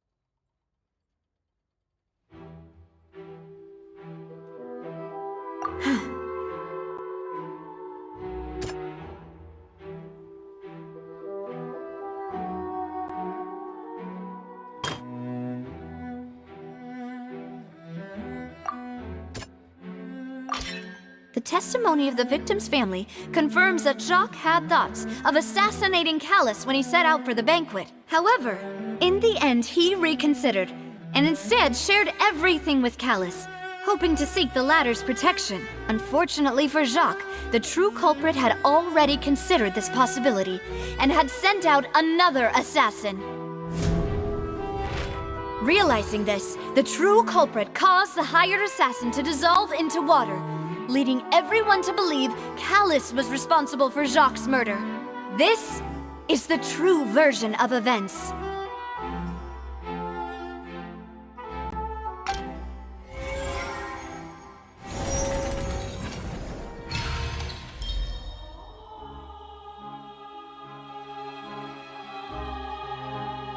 So that's what happened. Wait, you're telling me something as dangerous as water from the primordial sea has been used for all these years? What a great theory. It also explains Callus's and Jacques' respective motives. I guess they didn't shoot each other after all. Mr. Marcel, you are the one being charged with the crime. You should provide a rebuttal if you wish to prove your innocence. Ah, but I think I agree with everything Navia just said. In fact, there was nothing in her speech that directly implicated me. Then, may I ask some questions? In my opinion, we primarily need to determine two things. One, do you have the evidence to back up your claims? I'm afraid not. At least not at this very moment. Boo! If you don't have any evidence, you should just go home! I may not have the evidence with me, but I know where I could go to collect it. If we look up the deserted clothes against a record of people who went missing around the same time, we should be able to find a match. Considering the serial disappearances case, the guards probably kept careful records of all missing persons from around that time, regardless of age or gender. That makes sense to me. Monsieur Neuvillette, I would consider this to be a reasonable investigative direction. Why do I feel like Farina's acting a little differently today? Maybe she's scared of embarrassing herself again? Alternatively, she's become more diligent after charging an innocent citizen in the last trial. My second question has to do with the ensuing duel. If the truth is indeed as you described, then why didn't Mr. Callus explain himself in court? If he had testified that a person had been dissolved, he could have at least mounted a defense. I've thought about this too, and the answer is actually pretty simple. He felt there were things that were more important to him. The dissolving power of water from the primordial sea is an important secret for the true culprit of the serial disappearances case. My father could have exposed it for all to see, but he chose to take it to the grave. At that time, Spina di Rosula was in dire straits, and his reputation had already been shattered. He had no guarantee that going forward with the truth would allow the culprit to be brought to justice. What was certain, however, was that it would paint a gigantic target on my back. Boss once told me that Demoiselle had already been selected as the next target of the serial disappearances case. What? If the secret had gotten out, the culprit would have fought an all-out war with Espina right there and then. I wouldn't have been the only one in danger. All of us would have stood to lose our lives. Of course, the guards might eventually figure out the truth of the matter and determine that we were in the right. But what good would that do? How can a hollow verdict protect anyone?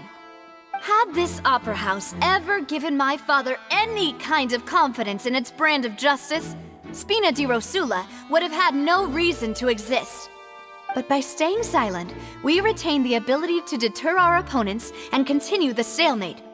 I was able to become Spina di Rosula's president, which made me harder to target, as well as giving me more time to grow and learn. And once I have figured out the truth and stepped up to the challenge, I will do what this opera house cannot, and restore my father's truth and honor back to him. So, you mean to say, your father intended to die in the duelist's ring? That's right. Do you have any proof? Of course. All you need is to ask his opponent, Clarande. I don't need your apology, your guilt, or your support from the shadows. You don't have to do anything for my sake. But since he entrusted his will to you, Clarande, you should tell us the truth about his sacrifice. So, during the duel, did you believe that Callus was intending to die? Yes, I did. As a champion duelist, I've fought many battles and taken a countless number of dishonored lives. In my line of work, I've seen all kinds of people give their all for the faintest hope to continue living. Some were determined, others passionate, and some even manic and twisted. Just one look and I can tell if a duelist is hoping to live or if they're looking to die. I hereby swear on my name and honor as a champion duelist that Mr. Callus never intended to leave the ring alive. Since that's your testimony, I have no more questions. It appears there really are good grounds to reopen this case. I concur. However, Miss Navia, you still have not explained the link between your father's case and the serial disappearances case. Right? What she said was fascinating, but kind of beside the point. Wait, weren't they just talking about the serial disappearances case? Of course, Your Honor. The two cases are connected via a matter of timing. In my father's case, the culprit intended to kill both Jacques and Callus. As a result, they planned to act after hearing 2 gunshots. And at the end of Linny's trial, the culprit also only dissolved the victim in front of everyone because they realized they were at risk of being identified. The culprit could only time their actions so precisely if they were already at the scene. Coincidentally, Marcel attended both the banquet and the trial. So that's why you suspected me. Even after hearing your reasoning, I still can't help but find it a little preposterous. I'm used to it, though. You've always been an impulsive and sentimental child, Navia. It's one of your most endearing traits. No need to appeal to pathos. I won't try to refute your points one by one, but even if everything you just said was true, can you prove that I was the only person present at both events? On top of that, does a person have to be physically present to control the timing? Can't someone remotely monitor the place? I don't know what she can say to that. I know that even with that, you might still think you can reduce the list of suspects with some further investigations until I'm the only one left on the list. Alas, who won't feel at least a little hurt by an accusation of murder from a girl you see as your own daughter? But if I were to dismiss this completely, you'd also think I'm not being considerate of your feelings. Ah well, let Uncle Marcel teach you another lesson. Do you know what the biggest flaw in your reasoning is? I suppose you're gonna tell me anyways. It's timing again. I'm a businessman by trade. From that standpoint, there's no reason for me to kidnap young women. It's a high-risk action with nothing to gain. In addition, I left my home in Snezhnaya when I was young to come to Poisson and work in some trade. My business only thrived when I received Callus's patronage. But the disappearances began before I ever stepped foot in Fontaine. I do apologize, demoiselle. This was my mistake. No, it's not your fault. I'm sure he had come prepared. Is there anything else you'd like to say? Would you like to check the date of my first business license against the first known case of the serial disappearances? You can also take a look at my border entry records, or ask my friends and family when I left Snezhnaya for the first time. Could those records and testimonies do something to appease the unspeakable anguish in your heart? Seems like she got the wrong guy. At this rate, Navia will be convicted for falsely accusing him. I think you've done a superb job of dissecting your father's feelings as he neared the end of his life. But aren't you going against all of his wishes and expectations right now? He wished for you to become more rational, collected, and conscientious, instead of dwelling only on your own feelings. Once you've learned to be more considerate of others' feelings, and to stop rushing headlong into things, you'd have met most of his expectations. This isn't just about me, and it never has been. The biggest difference between me and the rest of the victims is that I still have the ability to search for the truth, while that same agency has long been taken from them. The people whose families were destroyed by synth abuse, the people who lost their loved ones to the serial disappearances, and the people who suffered tragic ends due to their sense of justice. Many people's images are flashing before my eyes. I'm sure some are coming to those of you in the audience as well. And whose image do you see, Marcel? Is it a man named Vacher? Oh, so you do know that name. I'm merely surprised you'd suddenly say the name of someone I've never even heard of. I was waiting for you to say that.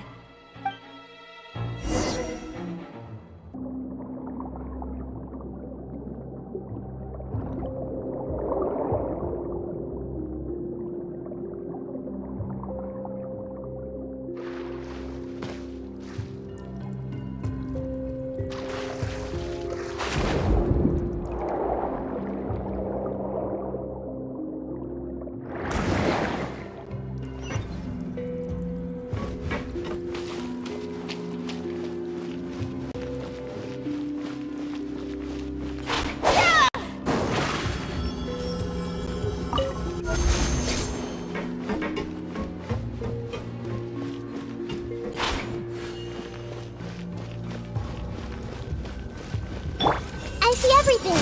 Dissipate! Fate is upon you!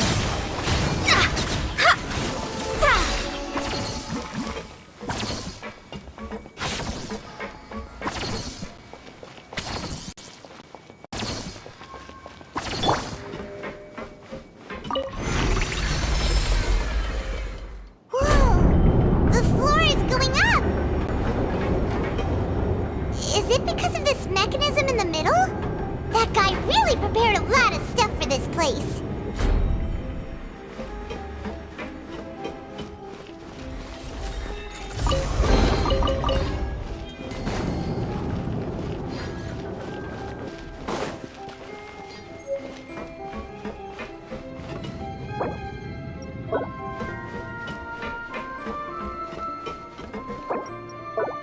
Paimon thinks we need to go up, but Paimon doesn't see a way.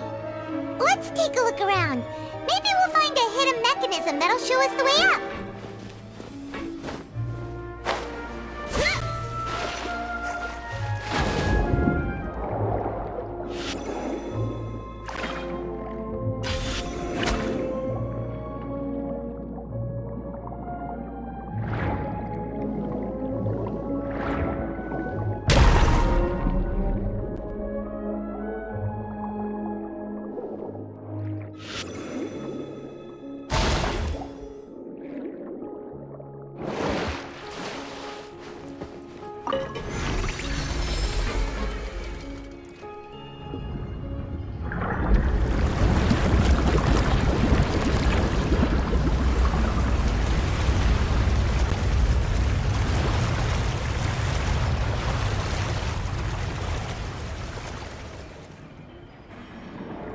The water level is rising!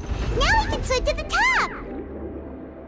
But this is still a ways away from where we need to go.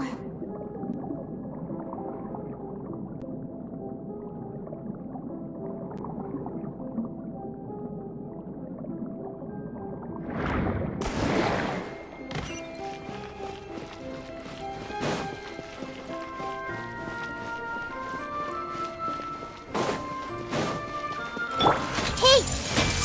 Stand with me! Cue the spotlight! Share my knowledge! Yeah! Everyone hold hands! Over here! Written in the stars!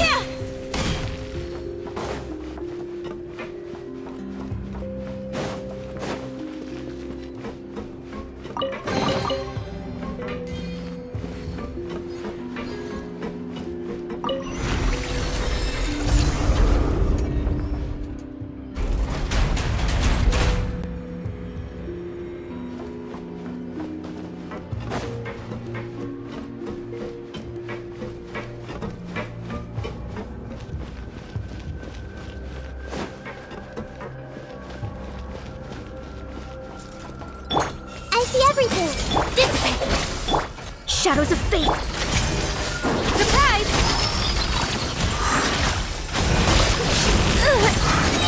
Let the magic begin! Take!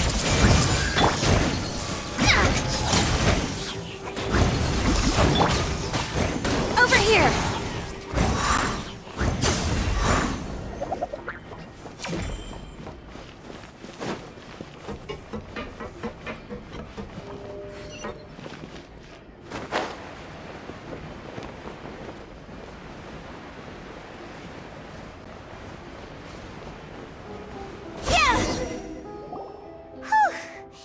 After all that, we finally made it to the innermost sanctum. Though, as expected, the mastermind isn't here. That's right. Then let's hurry up and find some evidence so we can get back to the Opera House and help Navia.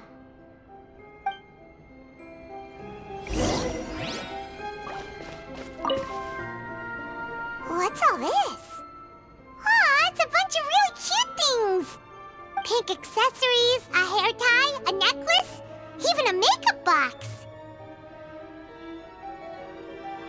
Oh, Paimon sees it too, but why are all these cute things labeled with different girls' names? Huh? You mean the girls from the serial disappearances? They were brought here? And then they were turned into water. And all the boxes of things, these names. That means... Oh, this is terrible!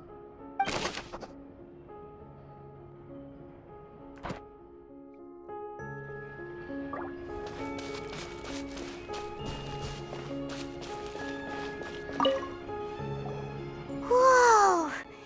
There's so much synth here! And so many bottles of ingredients that probably just contain the waters of the primordial sea. Mixing in progress, ready to drink, stock sample? They've also got all the synth pretty clearly labeled. Whoa, there's even fruit-flavored synth? Yep, it's super obvious.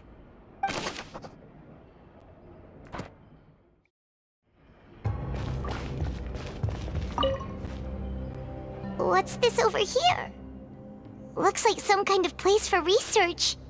Experiment number 16 aims to verify Jacob Ingold's research conclusions on the primordial sea and use his theory as a foundation to achieve a breakthrough. The experiment was a failure. No individual managed to resurface from the water from the primordial sea. Female specimens 22, 23, and 24 were dissolved.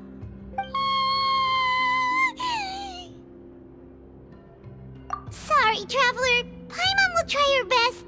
It's just that Paimon's never read something so scary before. How can someone write something that terrible in such a matter-of-fact tone? You read the rest. Paimon's too scared to keep going.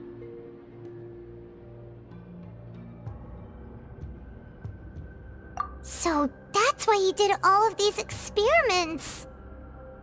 Wait, did he really think he'd be able to find a way just by dissolving people over and over? That's just insane! Huh?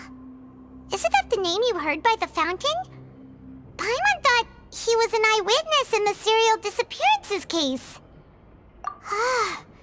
You mean Vacher is the one who did all of these... experiments? So that's it! Vacher was no victim, but personally took his lover and... No, that's not it either! If that's the case, why would he want people to resurface from the water? In any case, Paimon will write it all down.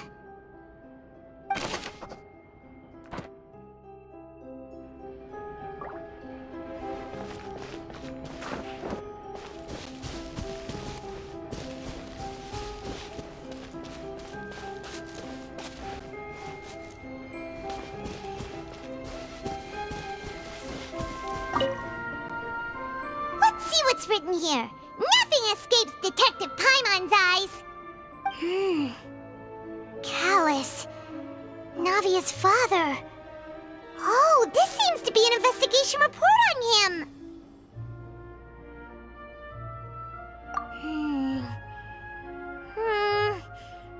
Yep, it's about finding someone to assassinate Jacques and Callus because of a lack of confidence that Jacques himself would go through with it. This should prove the existence of the third person, right? We still have not determined the exact content of the key information Callus has passed on to certain members of his organization. The old dog's a real menace to deal with. Even if he abides by the promise he's made to us, he will still have the upper hand. He can act whenever he wants to make our lives miserable. The only option left is to remove him from the picture entirely. I concur. Let's send someone to kill him. He won't declare war as long as we don't touch Navia. Oh, seems like we've got a bunch of correspondence between the higher-ups. They're all just so evil.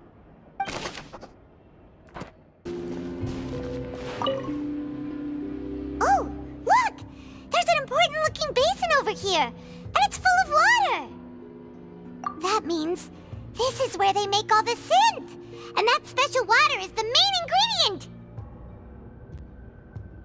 If you dilute it with normal water, you'll get synth, but the pure stuff can dissolve a human.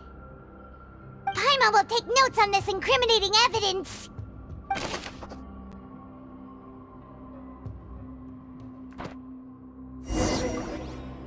We've looked at almost everything here, and it seems like our theories were spot on, but...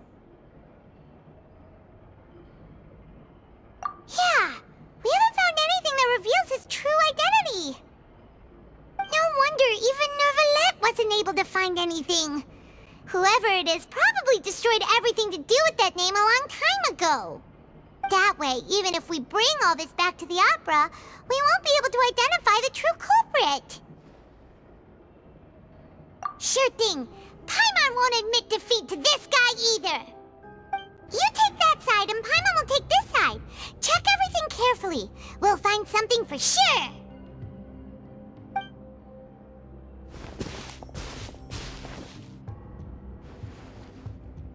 Ugh. Nothing at all. And Paimon can't even find snacks either.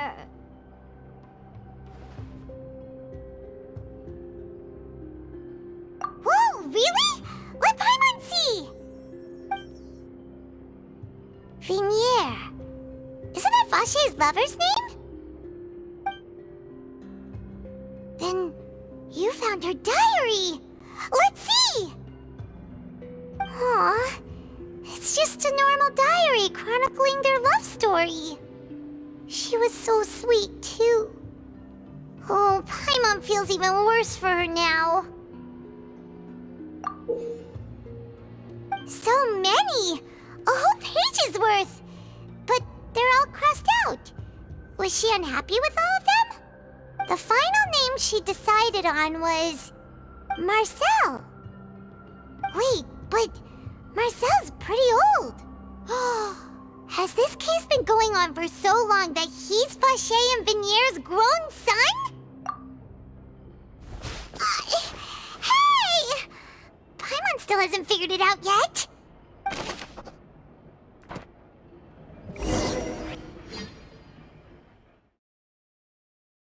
Image, do you see Marcel? Is it a man named Vache? Oh, so you do know that name. I'm merely surprised you'd suddenly say the name of someone I've never even heard of. I was waiting for you to say that. Navia! We're back! As expected of my partner. I just knew you'd return in the nick of time. Just how often do you intend to flout the rules of this court? It's all right, Monsieur Neuvillette. Given their confidence, I expect they've found the crucial evidence.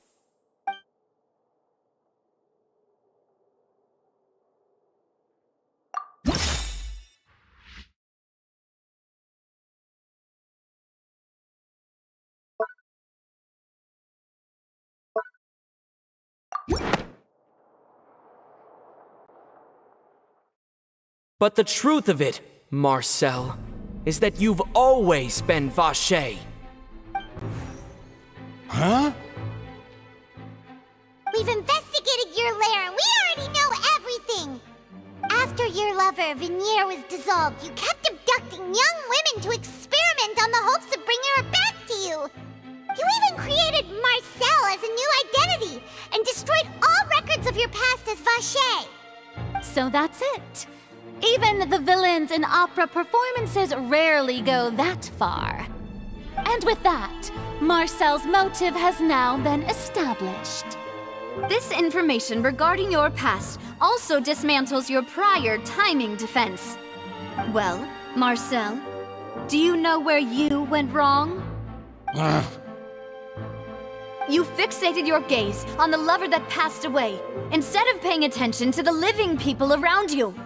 So, you never noticed how we changed, or how we grew as individuals. You also never understood Boss's real expectations for his daughter. Or our determination to see things through. Your determination. Mr. Marcel, please speak up now if you would like to defend yourself. Otherwise, the trial will move on to the next stage. Do you really think I wanted to do any of this? Pay attention to you? What for? Have you ever paid attention to me? Ever empathized with my pain? Ever known how it feels to watch the love of your life dissolve right in front of your eyes? No one helped me. No one even believed me. All those decades ago, even the officers from the Maison Gardiennage were laughing at me. They said there's no way a human being can turn into water. So I must have gone mad from grief. Vignier's death was brushed away by all of you as if it didn't matter at all. Well, now you know, don't you? Ha! Well, it's too late now. All those who were dissolved are gone forever. You only have yourselves to blame. You set up this ornate opera house in pursuit of your so-called justice, your beloved drama, while turning a blind eye to the suffering of the people. Vignier is dead. We promised each other that we would always be together. Wherever she goes, I will follow. But I'm not from this blasted place, so I can't be dissolved, no matter what I do. Hey, is that water from the primordial sea that he's drinking? I can't dissolve! Can't dissolve! Can't dissolve! Do you all see? I can't go, I can't follow.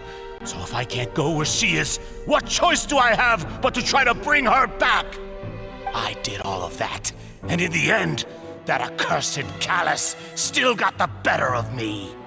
I spent my entire life living on pins and needles, only to get stabbed by his idiot daughter at the very end. The suspect is exhibiting signs of mental distress. Guards, please restrain him. Don't touch me! Don't anybody come near me! I still need to save Vignier. Our promise. We made a promise. Vignier. Vignier! Please, Vignier. Don't think badly of me. All I want to do is fulfill our promise. At this point, the verdict of this trial is clear. With Mr. Marcel's conviction, the charges against Mr. Tartaglia no longer have any basis. Fine by me. I was in a bad mood, but after a show like that, I'm actually feeling pretty good. Traveler, please submit all the evidence you have collected to the guards, so that I might review and summarize the truth behind the serial disappearances case. The man now known as Marcel was originally named Vache and worked as an adventurer with his partner and lover Vignier. During an underwater expedition, Vignier accidentally came into contact with water from the primordial sea and was dissolved in front of Vache as a result. Vache learned of the primordial water's existence through the work of others and began to kidnap young women for research, with the goal of discovering a method to restore Vignier back to life. To cover his tracks, he invented the new alias of Marcel and began to operate a business in Poisson. During the course of his research, Vacher discovered that a diluted concoction of water from the primordial sea can induce feelings of euphoria, and began to manufacture and market synth. However, as he accumulated wealth to fund his continued research and expanded the scope, he came into conflict with Spina di Rosula. After exchanging blows with Spina di Rosula for many years, Vacher decided to assassinate their president Callus at a banquet. Although the assassination did not go as Vacher expected, he was able to turn Callus into the murder suspect by dissolving the assassin he sent to the scene.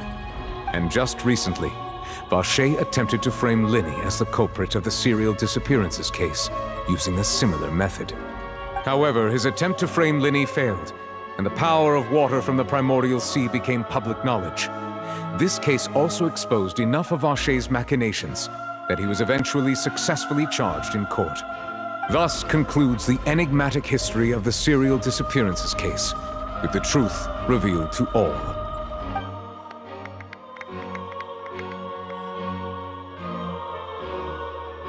The Oratrice will now deliver the final verdict regarding the charges against Mr. Vacher.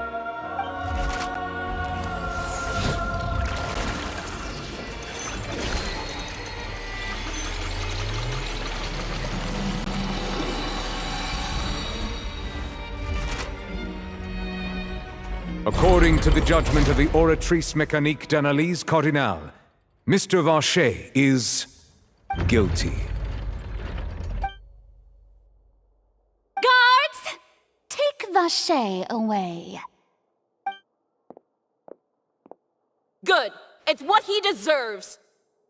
With that, the serial disappearances case is over now. We really just witnessed history. Who would have thought the true culprit would be such a polite and well-spoken guy? Yippee! We helped Navia bring the bad guy to justice! He's hurt so many innocent people and now he's finally getting what he deserves! Huh? Are you okay? Demoiselle, you were absolutely brilliant. The day our late boss had always hoped for has finally come. You can rest easy now, knowing justice has been served. Yeah. It's finally over. It's all thanks to you guys. And my partner. See, Papa? Spina di Rosula's still doing well with me at the helm. Well now, hasn't this been a most delicious piece of drama? The villain has been caught, justice has been served, past wrongs have been righted, and it's a big ol' happy ending. Since it's been such a great show, I'll just let the false accusations against me slide. Either way, I've still got some business to attend to. So, if you'll excuse me... Please wait just one moment, Mr. Tartaglia. What now? None of this has anything to do with me. According to court protocol, since this trial was initiated due to a charge against you, a verdict must also be made regarding the initial charge before the trial can conclude. Oh, come on. Is this really necessary? Haven't you already caught the real criminal? Isn't it time for side characters like me to exit stage left? Please respect the laws of Fontaine. This has always been the rule. All right, but this sure is a lot of hassle. All I need to do is stand over there, right? Let's just get this over with. Through evidence presented in the public trial that was just held, it has been established that Mr. Tartaglia has no direct connection to the serial disappearances case. The guilty party has been identified, and thus it is logical to suppose Mr. Tartaglia is innocent of the charges. We now turn to the Oratrice Mécanique d'Analyse Cardinale to render the final verdict on the charges.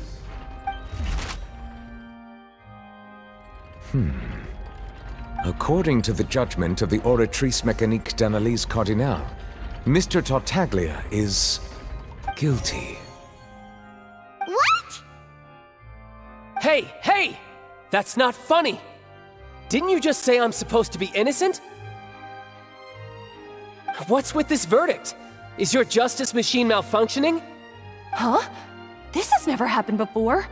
The Oratrice actually returned a different verdict from the Chief Justice. I mean, have you ever heard of an innocent Fatui Harbinger? Do you think the Oratrice might have just convicted him on general principle? But weren't the charges about the serial disappearances case? No matter what else he's guilty of, it shouldn't affect the verdict in this case, right? The judgment of the Oratrice Mécanique d'Analyse Cardinal is, by law, the final verdict of the court. We must accept the guilty verdict. Guards, please take the suspect into custody per court protocol.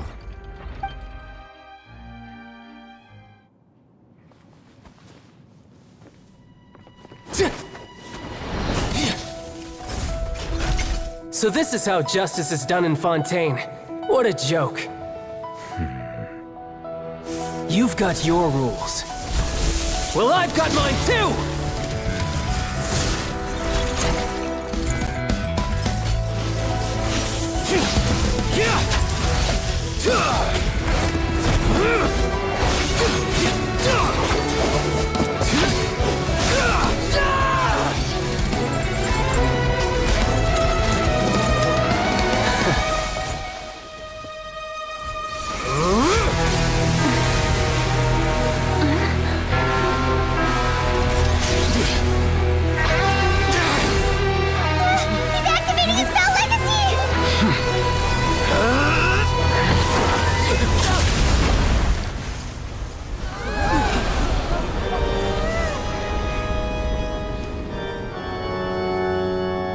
I am sorry. If you have been wronged, we will find the truth. But the rules of the court must be upheld.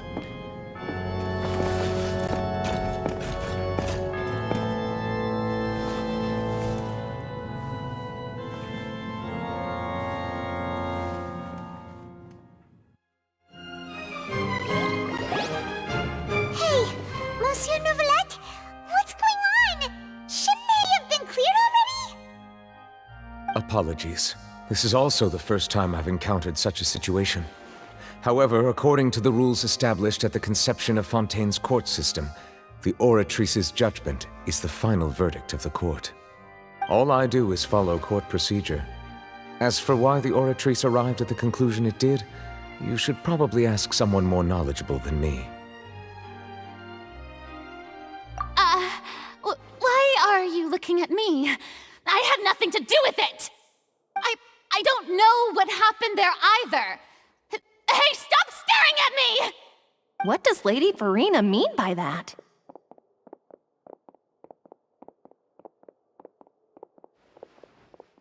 She says she has no idea either?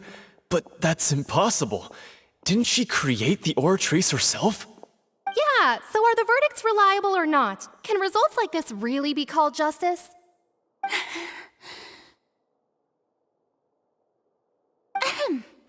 My dearest citizens, did you really think we'd allow an incorrect verdict to be handed out in this court?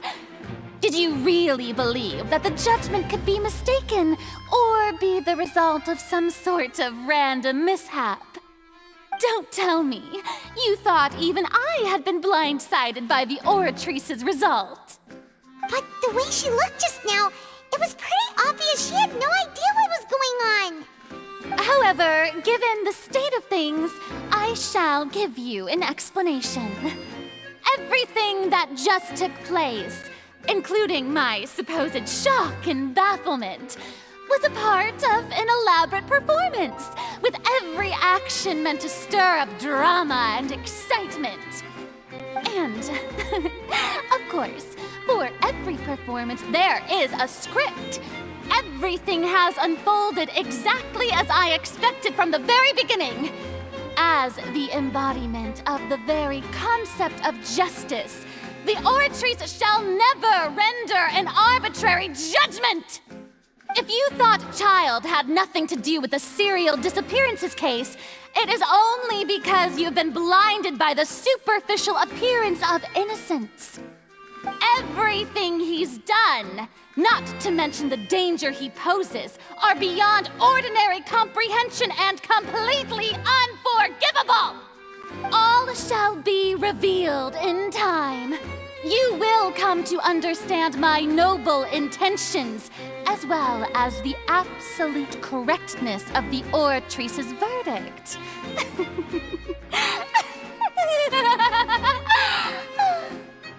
Now, having said that, although I hate to leave things hanging in suspense, it is now time for this performance to end. As the lead actress, I shall be the first to take my leave. Toodaloo! So she chose to make her escape after all, did she? So you're saying we shouldn't put much stock into what she just said? She probably just put on that performance to save face. As for the truth, it's unlikely that she actually has any idea. However, please be assured that I will continue to investigate this case in a personal capacity. Just as I promised, if the judgment has been incorrect, we will do our utmost to clear his name. All right. Even though we feel pretty badly for him, we'll take your word for it for now. After all, he's done plenty of bad stuff, so he should have known he'd go to prison someday, right?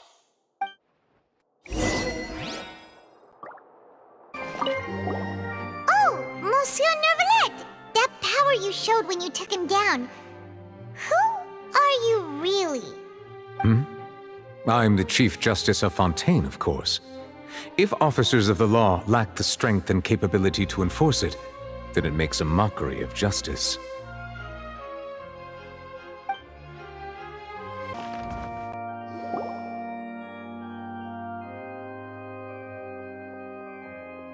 Hey, what are you doing? Quick, stop him! Traveler! Hey! Traveler! Marcel! What are you doing over here? Stop resisting arrest! Cease, or we'll add another charge to the list! No, wait! I just want to ask the Traveler something. I'm not looking to run away. Please, just let me ask this one small thing. Go on. Thank you. I was being led away when I finally realized something. Where did you first hear the name Vacher? I erased all records of that name. So, unless... Are you still trying to prove your innocence? Give it up. You've already been convicted. Really? You did? You're sure? You met her? But how could that be? How did you manage to do it? The Fountain of Lucine? Then she's been so close to me all along. And I just never... Please give me a chance to talk to her again. Just let the Traveler take me to the fountain to see her one last time. This is the last request I'll ever make in my life. You can do whatever you want to me afterwards. I don't care. What? Give an inch and you want to take a mile? Do you think serial killers get to make requests like that? Paimon agrees. Why should we give him what he wants when he's only done a ton of super terrible things? This request, is it worth as much to you as your life? Of course! Wait, no. It's worth even more than my life. Humans. Will they betray the instinct to live just to satisfy spiritual needs? Very well. I will grant your request. Your Honor, I fear that... I will go with him. You do not need to worry about any escape. In that case, I shall leave him in your most capable hands, Chief Justice. Thank you, Your Honor.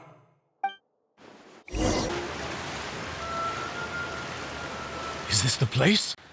You said she's here, but what do I need to do to see her?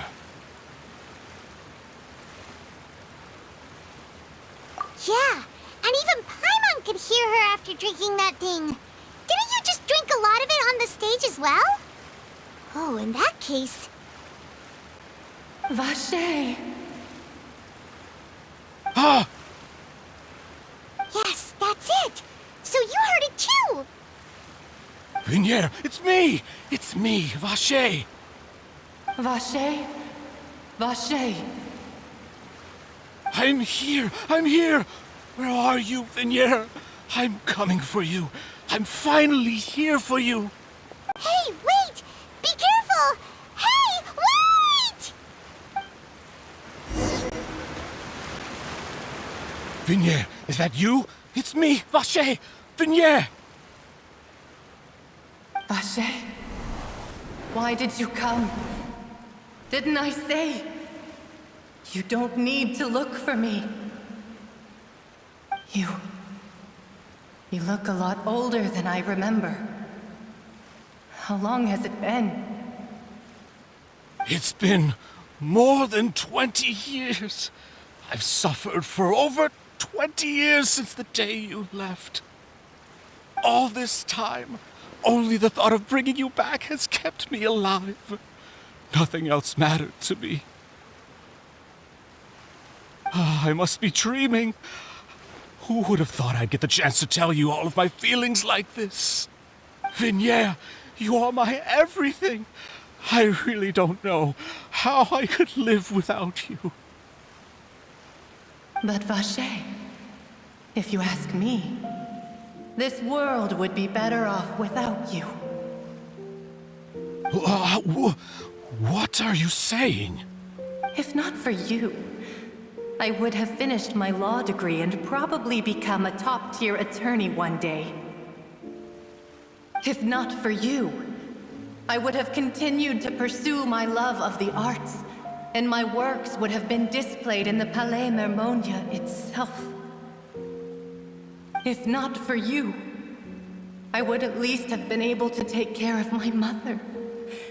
And she would not have grown old and died alone, with nothing but the tears on her cheeks.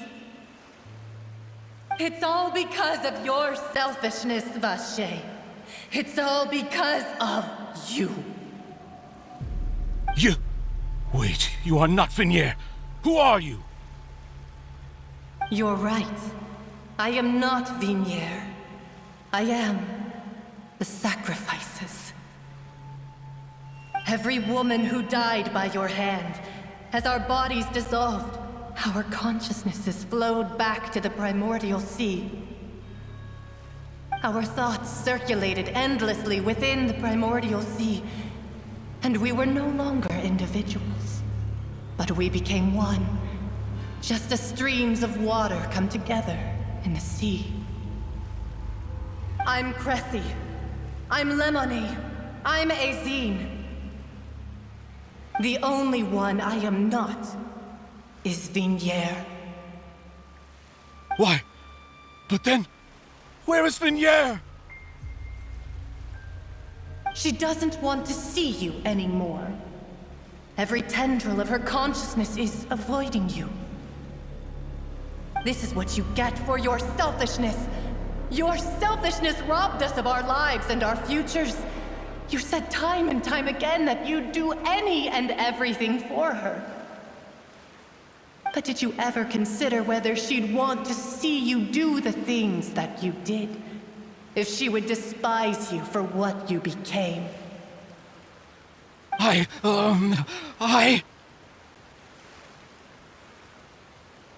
You are a liar, a heartless murderer, and a cowardly narcissist. The only thing you are not is Vignier's beloved. From the moment your first victim died and her consciousness merged with Vignier's, she has had nothing but pure hatred for you.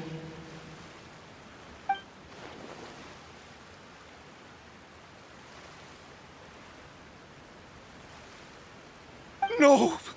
Vignier! She can't hate me. Let me see her. Please, have mercy. You still don't understand. When I said don't look for me, that came from the real Vignier. She really doesn't want to see you anymore.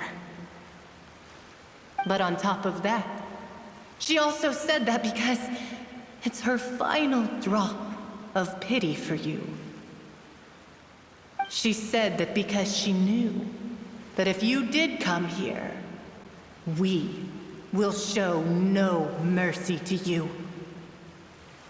Vache. Vache? Vache. Vache.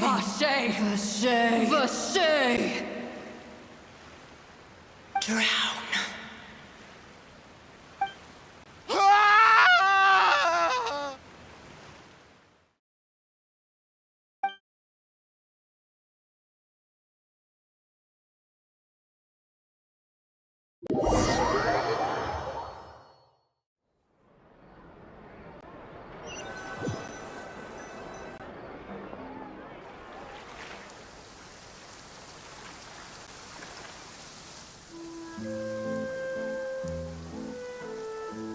Finally, we have some time to do shopping. Gosh, it's really been a long time since we've been able to relax. Well met, partner. I knew something great was going to happen when I woke up in such a good mood today. Even this weather can't put a damper on the demoiselle's mood. It's a pleasure to see you both again. Oh, hey, Navia! It's been a few days. Paimon's already started to miss you. Oh, now that I believe. I'm easy to work with and always bring home the bacon. Who wouldn't treasure having a partner like me? Sounds like you're really enjoying life these days, Navia. What have you been busy with since the trial? It's just been one thing after the other. I've been making non-stop trips between Poisson and the courts in Sen. Everyone from Spina di Rosula organized a memorial for my father. We never held a memorial when he first died, since everyone knew that even if we held one back then, no one was going to come. This time, though, everyone in Poisson, and even many people from the court, all attended. So his name's definitely been cleared now. That's what we like to hear. It's been the dearest wish of Demoiselle all along. That blasted stubborn fool. I was right to put my faith in him. I'm so glad I didn't give up on the case all those years ago. Oh, by the way, I ran into Charlotte just after I left the memorial service.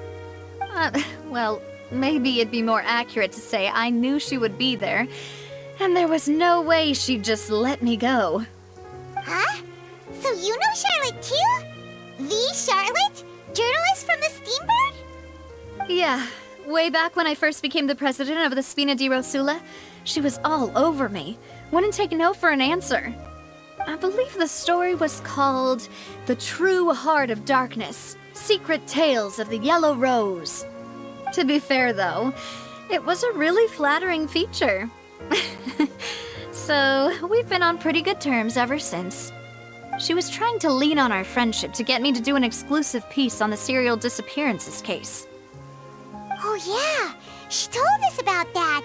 She's always been super interested in that case, so now her wish has finally come true too! Anyway, I told her to make sure that when she writes about you guys entering the opera house with the critical evidence, that you both sound really cool. Now that's another thing to look forward to.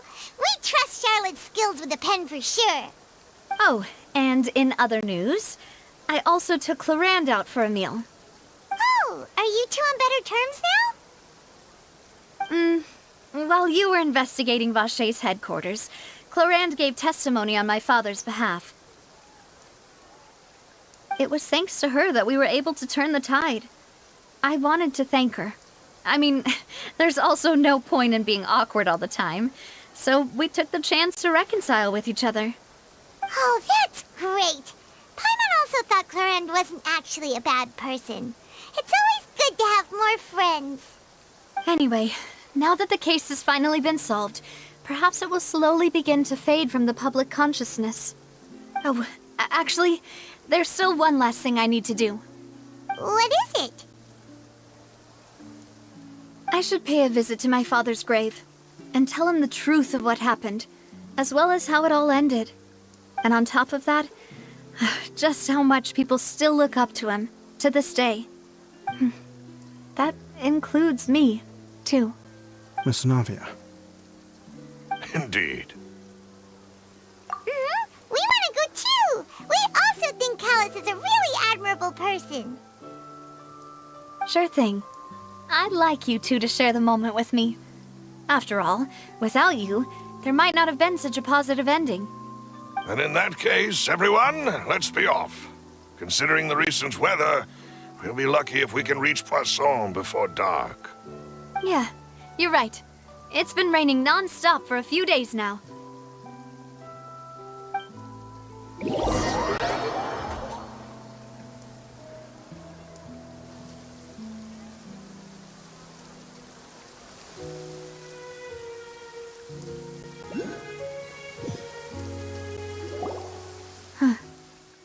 This is where my father's grave is.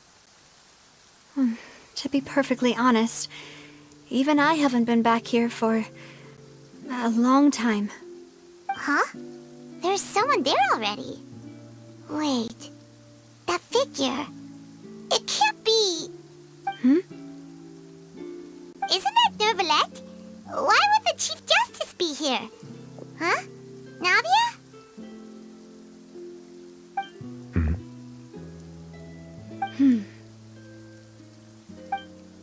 My apologies. I should have asked before coming to pay my respects. Don't say that. Sorry about that. Oh, I was trying to say there's no need for you to apologize. I wanted to show my father how much I've grown, but still, I doubt I've grown to the point that even the Chief Justice would feel compelled to apologize to me over and over. In that case, I will stop apologizing for now. You really could use some pointers on understanding human emotions, Monsieur Neuvillette. In any case, why did you come to Poisson? Well, ever since that day, I've been turning a question over and over in my head. Just what is justice anyway? There was once a time when I didn't want to believe that there could be anything more important to humans than life itself. Oh, rather than that, it's probably more truthful to say I didn't believe humans were capable of resisting the most basic instinct of living things.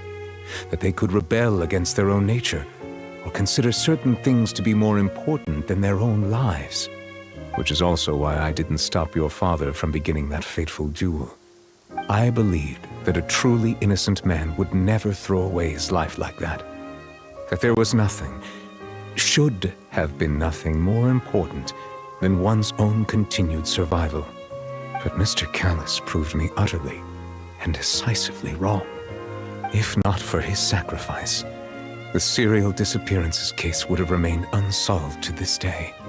Mr. Callis made the choice he did for his daughter, for his associates, and for many people completely unrelated to him. And in the end, from a certain perspective, one could say that he did it all for the sake of justice. A justice that's higher than life itself. So, you asked me why I came here. I just wanted to say my apologies to Mr. Callis in person. I should have noticed all of this much sooner. This regret has filled me with a sadness that has haunted me for days. That high and mighty chair in the Opera Epiclese indeed insulates one from many important things. Spina di Rosula, thank you so much for your hard work and perseverance. I'm sorry for being mad at you before. So, you're actually one of those types that's cold on the outside, but pretty thoughtful on the inside, huh? That reminds me of Silver, one of my guys. Sorry about that. Self-expression is not one of my strong suits. Didn't I just say you don't need to apologize? Ah, so Navia and Neuvillette seem to have made their peace as well. Let's not disturb them for now. We can wait till after they're done.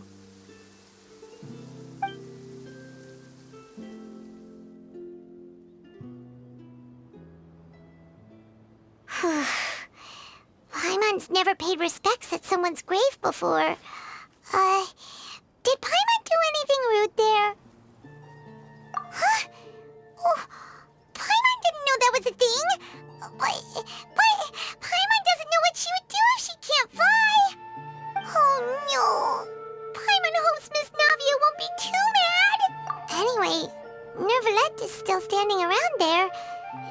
often that we can catch him alone like this, so why don't we go talk to him for a bit?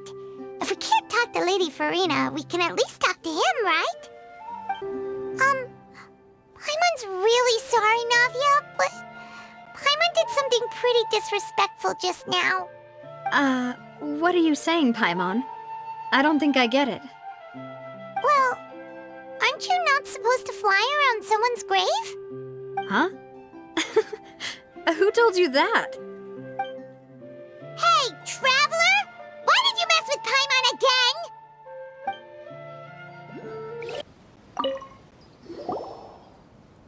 Oh, it's you two. Did Miss Navia invite you to come pay your respects to her father? Mm-hmm. We ran into Navia on the streets today, so we just followed her here. I see. Then is there something that I can help you with? Well, it's pretty hard to run into you like this, since you're usually super busy. So we figured we could try to ask you a few questions, if that's okay. Please feel free. Though outsiders, you helped us solve one of the greatest mysteries in Fontaine, and it would be my pleasure to return the favor. So, at court, the bad guys referred to that special water as water from the primordial sea, but what is it really? Truthfully, that name is already quite accurate. I can only surmise that Vacher and his ilk only learned of its nature and existence after extensive research. There used to be a special sea on the surface of this planet. The nature of its seawater was rather different from that of the sea we know today. Most of Tevat's life forms were first born in that special sea. You could say it nurtured much of the life on this planet. Huh. So it really was where everything began. It makes sense to call it primordial then. But today, the primordial sea no longer exists on the planet's surface. What Vacher discovered must have been some kind of special case, or a remnant from a truly ancient age. Huh. So that's how it is. Oh, you really know everything, Monsieur Neuvillette. But if that's the case, then why would people, at least people from Fontaine, dissolve in that kind of water? Indeed. Why would the primordial sea, which was known to engender and nurture life, suddenly reverse itself and devour life instead? To be frank, that also doesn't match my understanding of this world and its laws. There must still be some unknown secrets around the people of this land. Is there anything else you'd like to ask me about?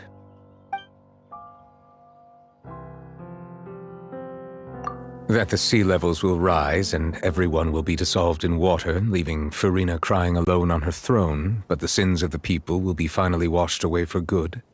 Does that appropriately summarize the version you've heard? That's right! It was Linny that told us back then. And that about covers all the main points.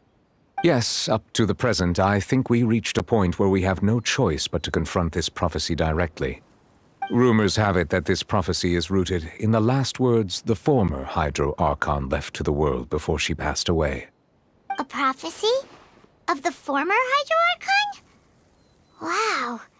This is the first time that we've ever heard of it. Two parts of the prophecy have already proven correct. The rising sea levels and the ability of the people of Fontaine to be dissolved. We should be more vigilant and stay on the watch for further signs. Speaking of the prophecy, Farina has also always taken it quite seriously. Indeed, she has been collecting information and intelligence from across Tevat for this purpose.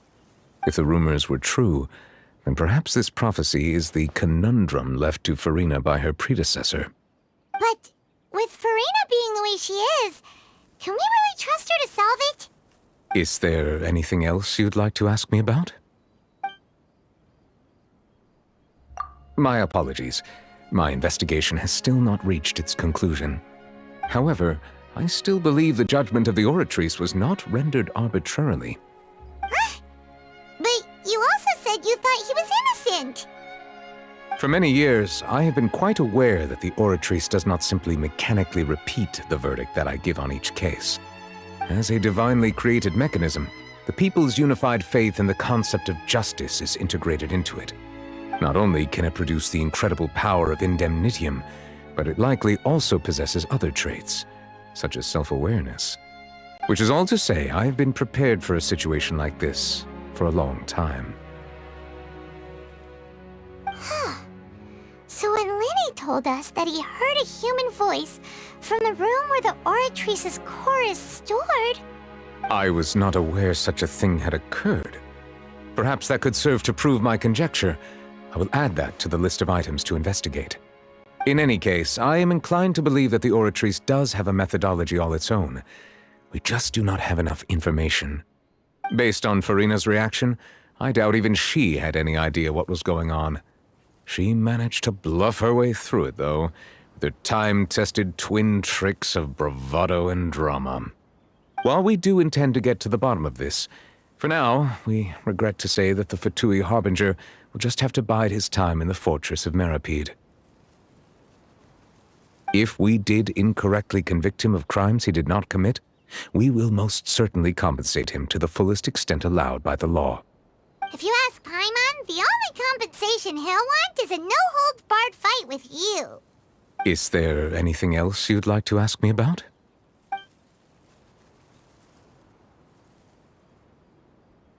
Your sibling, another blonde-haired traveler. I'm sorry, but I've never seen anyone who matches that description.